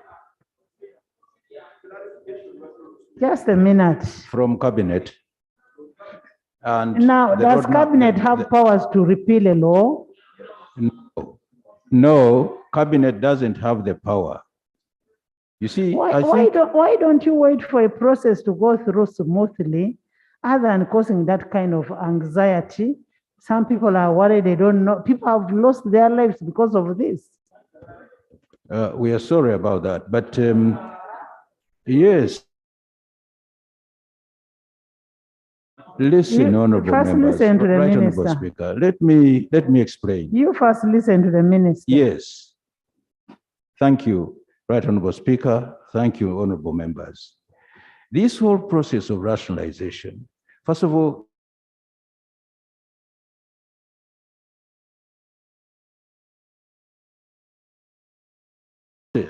really of putting the final touches to it. Now, the final touches, which will include coming to the repeal of laws that establish this, will come here. It will come here. It is only after the laws have been amended or repealed that now the practical side of real rationalization will come into play. So really, it's a question of what comes first. Honorable Policy Minister, or the law? Honorable Minister, practically, that is what is supposed to be done, practically. But where you ask institutions not to recruit, where you ask institutions to lay off people, that is bad. Why don't you wait for the whole process until it is repealed, like what you did to REA? Procedure. Yes. Thank you very much. I think there is no conflict because the executive, my honorable friend, always manages government side.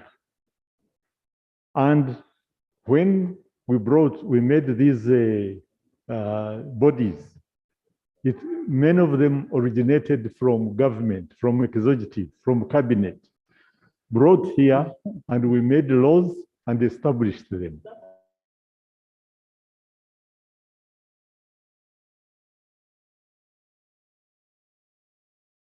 Some of them. And those which were established by the parliament will come here. Will come here. Discuss. We shall discuss, and the parliament, like the committee recommended, some of them may be mad. So I think you are ruling, right, Honorable Speaker, is correct. Let us go back and discuss. We'll come back here. Actually, Honorable Jim. Thank you so much, Madam Speaker. Yes. Madam Speaker, I've been listening carefully on what the minister was explaining. He's on procedure. I've been listening very careful on what the ministers, all the ministers, the one who have been standing on the podium talking about what the cabinet have decided, and then they brought it to the House. The House came out with the parliamentary act. From that time, it has ceased to become the executive order. The executive does their work. They can initiate policy. They can initiate all the bills. The moment it came here in this House, and the House has taken it up, and the House has come out with a parliamentary act. It is this very House to repeal it, but not the executive. Now, but secondly, Madam Speaker, you have already ruled. You have given a time frame for the minister to come here so that he can report on all this. But the House is saying there's a lot of anxieties outside to our brothers and sisters who are being employed. Given that you have already been passed the ruling, is the minister really proceeding right to continue insisting that the cabinet has already taken a decision? That's why they are trying to do all those kind of adjustment in their staffing system. Are they really not honoring the parliament as it is? Right, Honorable Speaker. Your indulgence, Right, Honorable Speaker. Yes. Right, Honorable Speaker, thank you very much. I think there is a complete misunderstanding of what is going on. First of all, we know which business to bring to the House. And before the business comes to the House, there is a lot of process within the executive. And what the Honorable Jim Wesley and the Minister of Public Service are saying, that there has been a discussion within the executive, which is even not yet complete. If I recall, just on Monday, one of the items on the order paper of cabinet was this issue of rationalization. And what we are saying is that the executive arm of government would like to reorganize the departments for better service delivery, or reviewing a law. Then we shall come here. So I think there will be time for that debate. But for anybody to say that... Honorable members. No, sit down. You sit. You sit. Honorable members. Honorable Dr. Chris. Honorable Chris. Honorable members in the public gallery this afternoon, we have Sheikh Kad Lule, District Kadi Kabale. You're most welcome. We have Haji Isa Tindeva, Chairman Kabale Muslim Council. You're welcome. We have Birunji Fatuma, Women Chairperson, Kirigime Mosque. You're most welcome. They are represented by Honorable Kamara Nicholas and Catherine Indamirama. You're most welcome. Thank you so much. Kamara, where are you? Is there. Kamara is there. Thank you so much. You're most welcome. Members, join me in welcoming our people. By the voters. Join me in welcoming our people. Honorable members,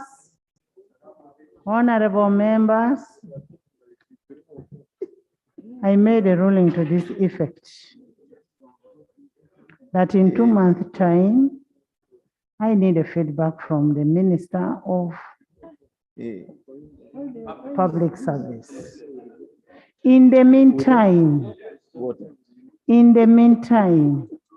before we do a real rationalization, before we repeal the act, can you get off your letter of stopping recruitment? Why are you suffocating institutions? At the end of the day, you're going to say an institution is not working because they don't have staff. About it. Actually, my brother Jim was spoiling everything. Can you commit to yourself that you're going to ensure that all the institutions are operational?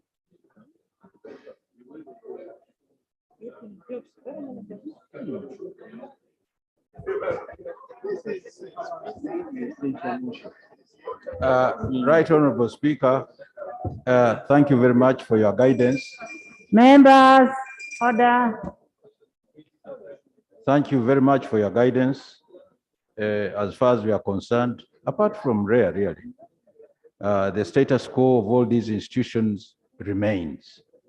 Yes, until we have gone through the entire process, including the repeal of the laws governing some of these institutions, and then the practical aspect of rationalization begins. Thank you very much, Right Honorable Speaker. Thank you so much. Next item.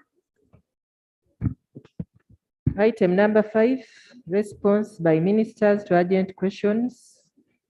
Minister of Education and Sports. Honorable Minister of Education and Sports.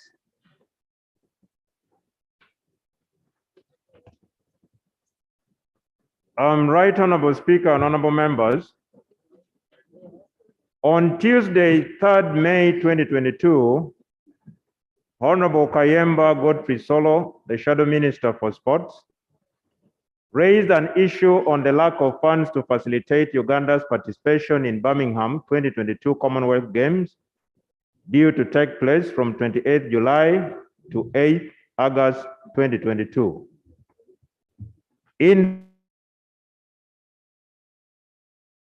I informed Parliament that a joint meeting had been organized on the following day, Wednesday, 4th May 2022, chaired by the First Lady and Minister of Education and Sports. At this point, the Right Honorable Speaker guided and directed that the Minister of Education and Sports reports to Parliament on the outcome of the meeting. Right Honorable Speaker and members, I now wish to report and inform Parliament as follows. 1.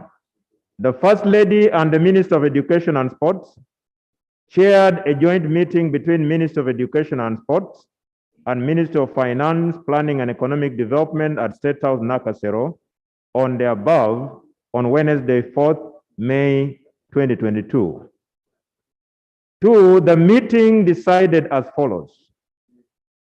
2A, the Ministry of Finance, Planning and Economic Development releases the required financial resources in 2 installments.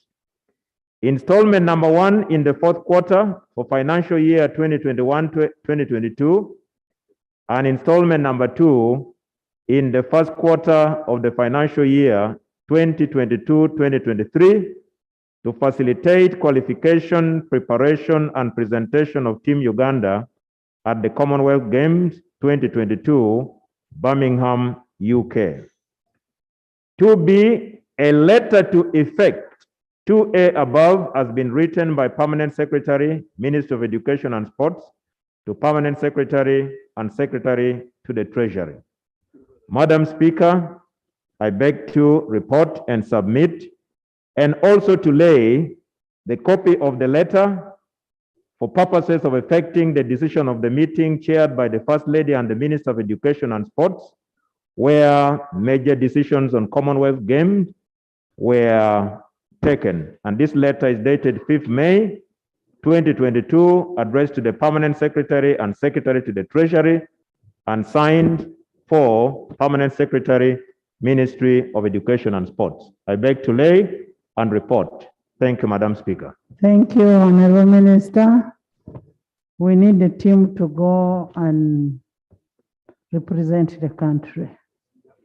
And we must really prioritize sports in the next budget to avoid the ad hoc kind of decisions that we are taking. We need to make it a priority in the budget of 2022-2023. So all we need as Parliament is a team to go for the sports. Next item. Item number 5B, response by Minister of Health. Honorable Senga, this issue was raised on mental health. and mental health is on a rise because of so many factors.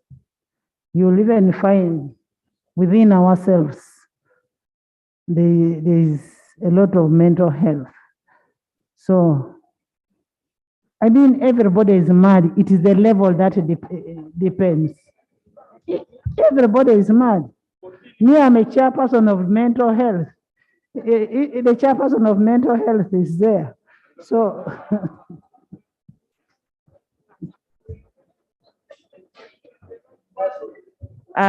Thank you so much, Right Honorable Speaker.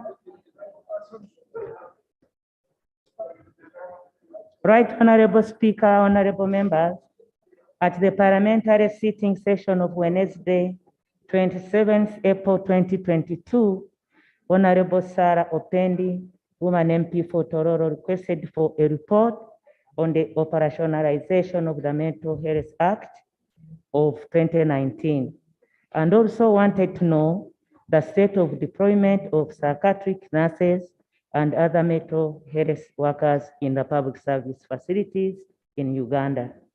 Right Honorable Speaker and honorable members, until 2019, mental health care services were principally governed by the Mental Treatment Act of 1964. Under the old act, the focus of mental health services was largely on the institutionalization of persons with mental disorders. The act did not provide for preventive care at community level and did not provide for preventive care at community level and establishment of mental health as a separate service rather than a component of the broader health system. Since the 1990s, there have been efforts to change the status, which succeeded in 2019 with the passage of the new legislation.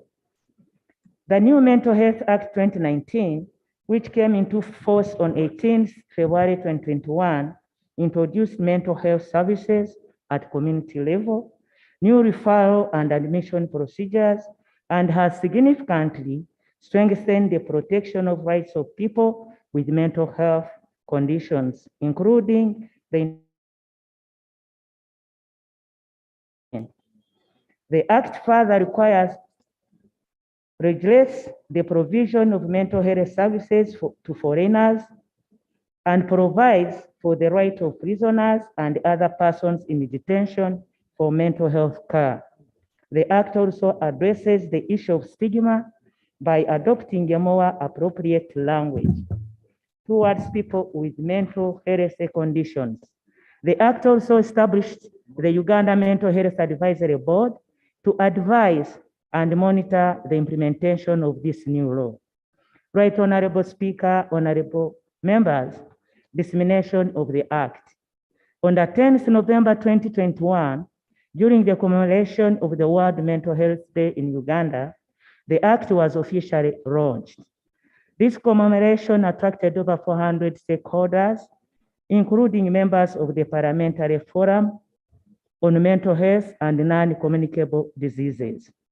We have since disseminated it both online and in physical meetings and have shared copies with different stakeholders.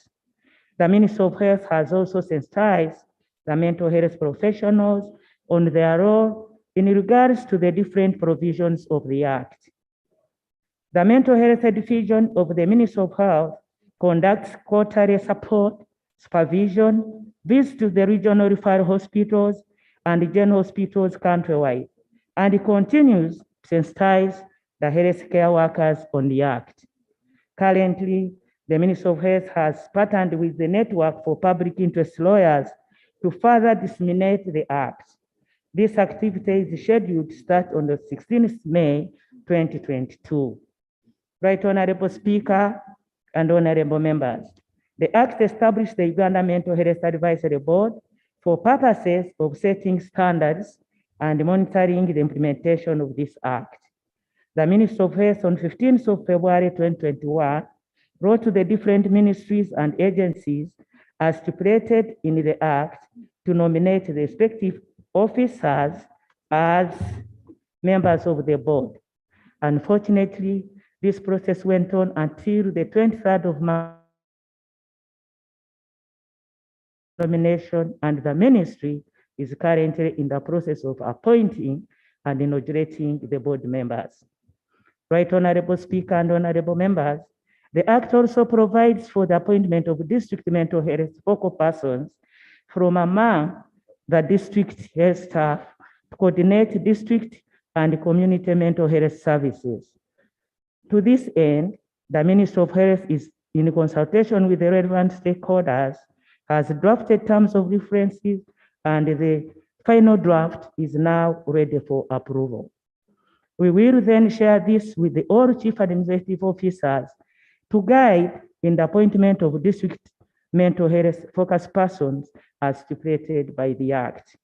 Right Honorable Speaker and honorable members, some provisions of the Act require regulations for proper enforcement. A case in point is Part 3 of the Act, which focuses on treatment and admission of persons with mental illness that requires guidelines on voluntary and involuntary admissions. The process of writing these regulations, Honorable Right Speaker, is ongoing. Right Honorable Speaker and honorable members, regarding the set of deployment of psychiatric nurses and mental health workers. Mental health care was identified as a component of the minimum essential health care package in 1999 to be provided at all levels of care. As such, mental health services were integrated into primary health care at Health Center 3 and at Health Center 4 levels. At Health Center 4 level, the human resource staffing norms provides for an essential psychiatric nurse. District hospitals should have psychiatric clinical officer and 2 psychiatric nurses to run a mental health clinic. The regional referral hospital should have a psychiatrist and other cadres of mental health workers. Due to challenges in recruitment at the district levels, the positions for the mental health workforce are not yet filled up. However, so far 6 out of the 13 regional referral hospital mental health departments, 15 new psychiatrists are being trained. The psychiatrists in the country, but not yet recruited by the districts as aforementioned. Right Honorable Speaker, honorable members, in conclusion, I would like to appreciate this August House and specifically the Parliamentary Forum on Mental Health, of which you are the patron, as you have clearly said, for their efforts in ensuring that services to the people with mental health problems are streamlined. I would like to thank you, Right Honorable Speaker, for the support, especially during the COVID-19 lockdown, when the mental health units within the regional referral hospitals were taken up as COVID treatment centers. We have since returned these facilities for their correct use, and most of them have been renovated at our mental health facilities. I thank you, Honorable Right Speaker, and honorable members for God and my country. Thank you so much. Thank you so much, Honorable Minister, for returning our facilities of mental health. And we also need counseling services for people with mental health.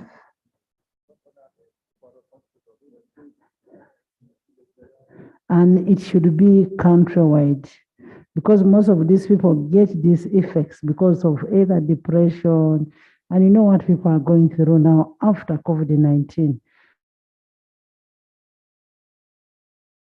Thing.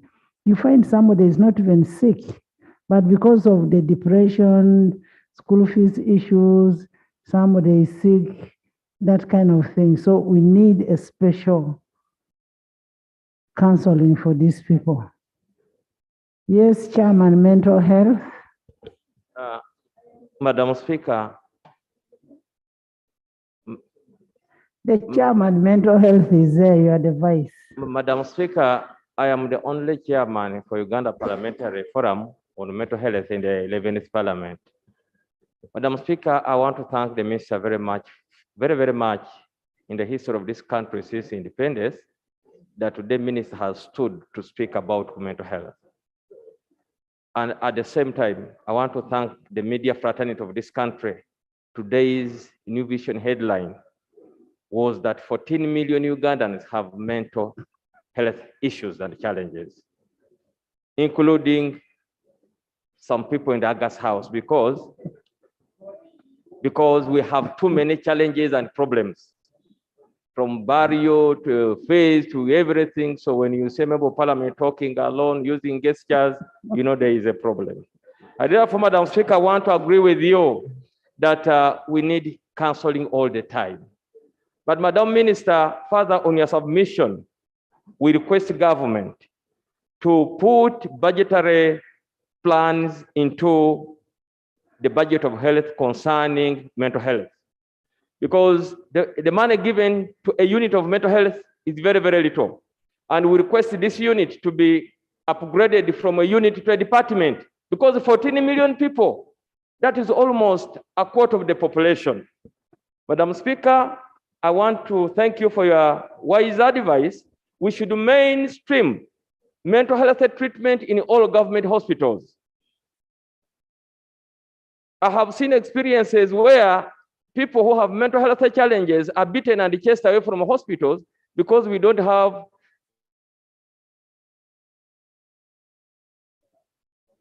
Therefore, Madam Speaker, this is very timely. I want to thank my sister Opendi. And as I summarize, Madam Speaker, we are having a challenge. Medicine for mental health in this country is not there. It has been left for private pharmacies to handle. And what is there is very, very expensive for a mental health person, because majorly the biggest cause of mental health is poverty, frustration, and disease.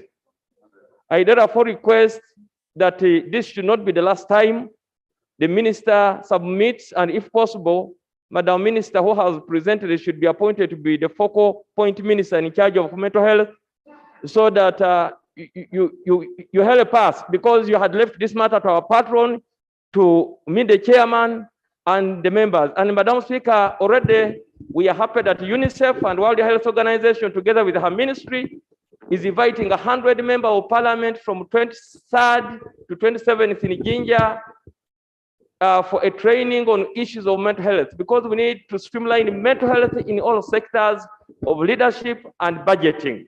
Madam Speaker, I came this morning from Busia. 23rd to 27th of what? From 23rd to 27th, Madam Speaker, and you are the Of chief which guest month? of this month, Madam Speaker. No, the invitation has been declined. This month we are busy with the budgets. So tell your people, my members will not go out of Kampala until the budget is read. Madam Speaker, we shall advise them to comply with your directive, because the Speaker's directive is final. Madam Speaker, lastly, I was giving a submission concerning my journey this morning. When a journey from Busia to Kampala, I met almost 18 people who have issues of mental illness, grown-up mental illness. How did you measure? Yeah, Madam Speaker, grown-up mental illness are mad people. Honorable members, And honorable members, the report has been given, and you've made your prayers. Thank you, Madam Speaker. And we have a very information. Yes. Madam Speaker. I'll come to the person who. Thank you very much, Madam Speaker. Komakech Christopher is my name. By the way, a statement from the minister is not debatable. It's not for debate. It's just, Madam Speaker, it's a clarification. Yes. Thank you very much, Madam Speaker. Madam Minister, thank you so much for the report. One thing I wanted to inform the floor in this house is that mental health will not speak for itself unless we members stand and speak for these sick individuals. That's one. Secondly, I agree. The minister says we'll have psychiatric nurses, clinical officers in every district.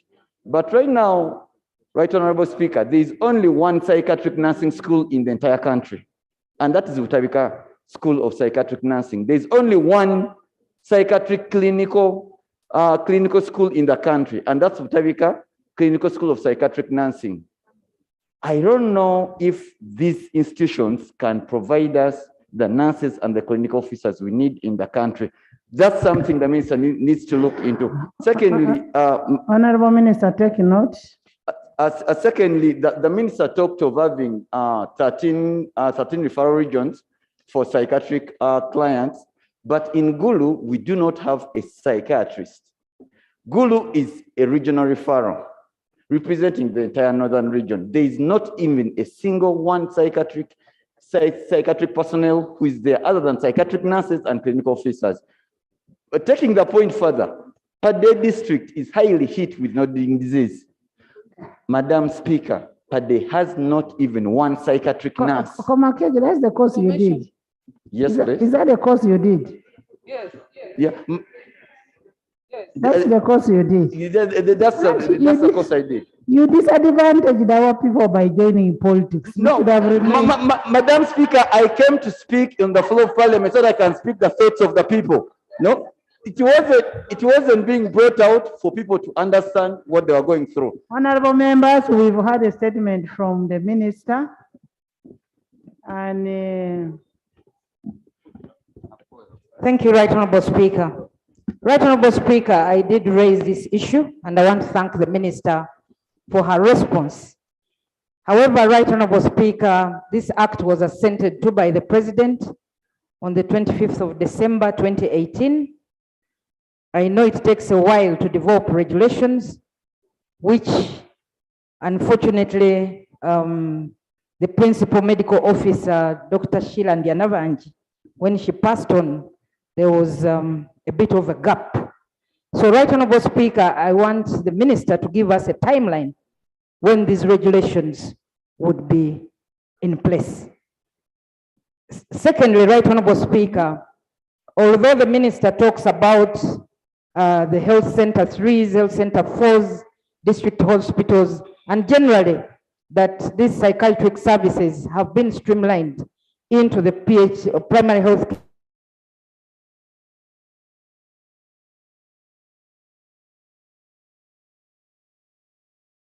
We took her to Tororo Hospital. She was referred to Butabika. And another we brought last week to Butabika. So, Right Honorable Speaker, this is a serious issue. And when you hear that 14 million Ugandans have mental health challenges, it means out of every 10, 3 people have a challenge. So when I look at members of parliament here, I'm imagining out of every 10, who are the 3? That is what the statistics actually show. So, Right Honorable Speaker, I request that the minister should prioritize this, and maybe in the next 3 months, they should have the regulations in place so that the psychiatric, these services can be available, and we stop bringing people to Butabika Hospital. Thank you, Right Honorable Speaker. Honorable Minister, we need the regulations in place and being operationalized, not just having, but operationalization. Chairman Hell. Yeah, Right Honorable Speaker, one of the lacunae in the Mental Health Act is the fact that it does not superintend over private mental health care facilities. So most of these people are left at the mercy, most of the mentally ill patients are left at the mercy of these people. The Act does not superintend over to look into in future when we are amending. And secondly, there are less than 60 psychiatrists in the country. It's not a very attractive profession because most people think it is not well paying, and you can't force people to go to school to their subject. So that is why most of the referrals do not have psychiatrists. But the structures, so probably in future, we should have health psychiatric nurses go up to health center 3s. Thank you. And in the Public Health Amendment Bill, we are trying to capture mental health as one of the non-communicable diseases in there that need priority. Thank you. Thank you. Next.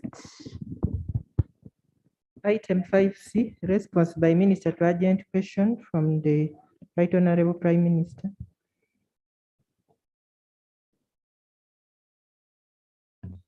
Thank you very much, Right Honorable Speaker. The Right Honorable Prime Minister contacted the relevant minister for the RDCs, the Minister for Presidency. She has requested for 7 more days to come with a comprehensive and appropriate response after investigating this matter.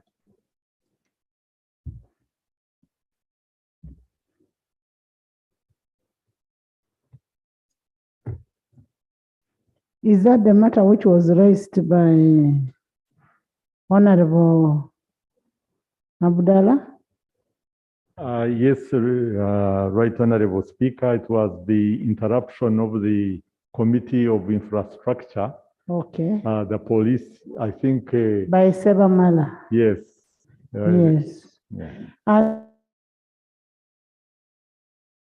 Parliament, Secretarial was also blocked this weekend with the Honorable Brenda. Isn't that true? Please. Thank you, Right Honorable Speaker.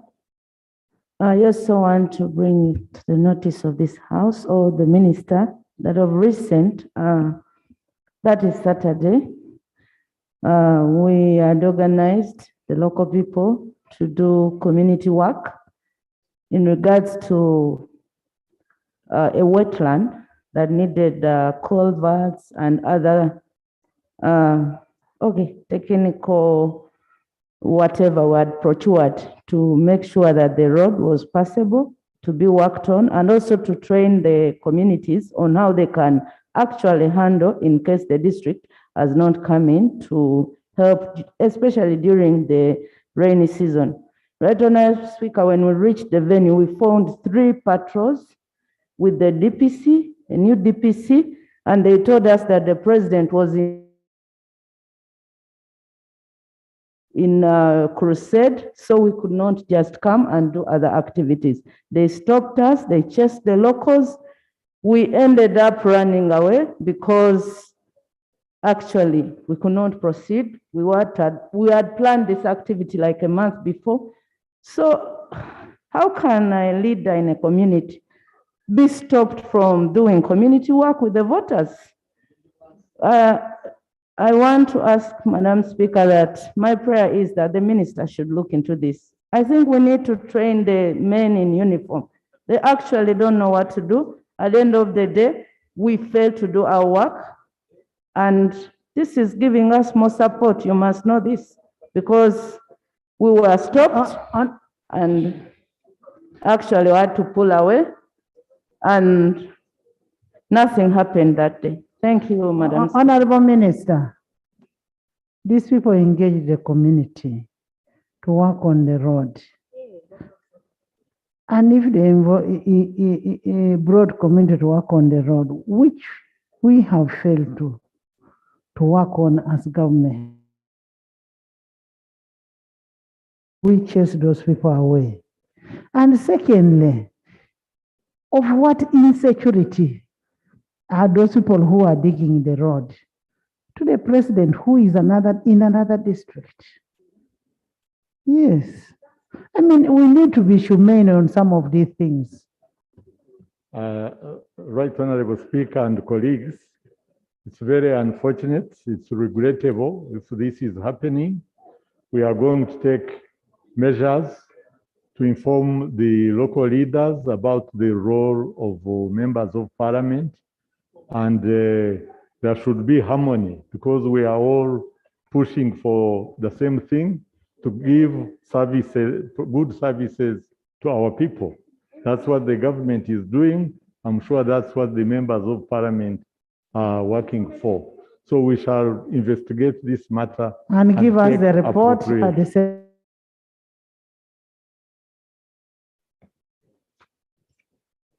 Item number 5D, Honorable Minister of Security. Yes, Honorable Minister. Right Honorable Speaker, on the 5th of May this year, my honorable colleague, Honorable Chuanuka Abdallah, raised a matter or about Semuto Isma, otherwise known as the Muna, who he alleged had been abducted. In response to this matter, Semuto Isma was not abducted, but was arrested on the 23rd of April, 2022 at Kalaji in Mukono district. He was involved in the murder of Lukabwe Odysseus, the former Jiso of Champisi in Mukono district. This murder was committed with others who are still at large. He is detained at Special Investigation Unit Chireka Barracks, a gazetted detention station. Investigations are still going on. I beg to report. Is he still in the cells? Yes, to my knowledge, he is still in the cells. When was he arrested? On the 23rd of April. Have that information, but I can find out and report back. Yes, what I'm saying, if he's a criminal, if he's a suspected criminal, then take the person to court and the court charges the person other than keeping the person in cells. The 48-hour rule, the law, you are breaching the law. Much obliged. So we need a report on what has happened to it's called who? Isima. Semuto. Let him be taken to court. Let court be the one to decide his fate. Yes. Thank you, Right Honorable Speaker, for that wise guidance. Right Honorable Speaker, I was raising on that issue and also on some few issues which the minister has deliberately left out. For example, we accept he might be a criminal, and we accept that he might have participated in the murder, and many others, because around 20 people with him, they were arrested up to now, together with the wife of Rukabwe, has spent 2 months, Right Honorable Speaker, in detention. They don't accept the family to access them. They don't accept the lawyers, the doctors to accept them. My colleague as a lawyer, he knows the provisions under Article 23 and 28. Of course, I expected a directive, at least let them be taken to court together with Mr. Kasozi Stephen, who was arrested just a week back. Because every other day for now, we are talking about Isima. You raised an issue about Isima. Now, if Isima is in cells, he has a right to access to his doctor. He has a right to access to his people. He has a right. Take him to court, charge him for murder if investigation is over. But you cannot continue keeping him in cells illegally. I am not going to start discussing about torture. No. I am talking about Isima, and I'm saying Isima must be given freedom to see his doctor, freedom to see his lawyer, and his relatives. Yes? Honorable Speaker, the only issue which we wouldn't be coming here, or is to mention about various people who are being abducted, but I only call upon the Honorable Minister to prevail over his agencies, CMI and ISO. The President was clear about what they are supposed to do, but they have deliberately refused to comply. Please prevail over those agencies. Honorable Acting Prime Minister and Minister of Security, let's differentiate criminality from politics. Huh?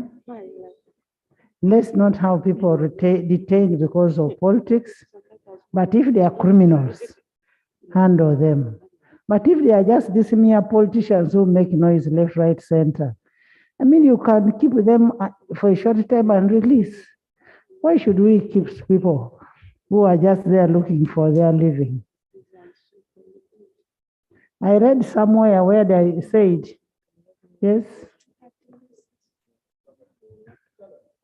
Right, Honorable Speaker, we are very much aware these agencies do not have powers of arrest. Internal security organization and the external security organization. It is only the Director General who may keep a person for not more than 48 hours. So these agencies don't arrest. Even this Masemuto was arrested by police, CMI working with the police. And that's why he's now at Special Investigation Unit in Kireka, which is a police detention, a gazetted police detention. No, we are talking about all the Yes. uniformed personnel, Yes, including the police. that's right. So we should not have people who have political issues in, let's have criminals, because our cells are full. I want to thank you so much. The House adjourned to 2 tomorrow.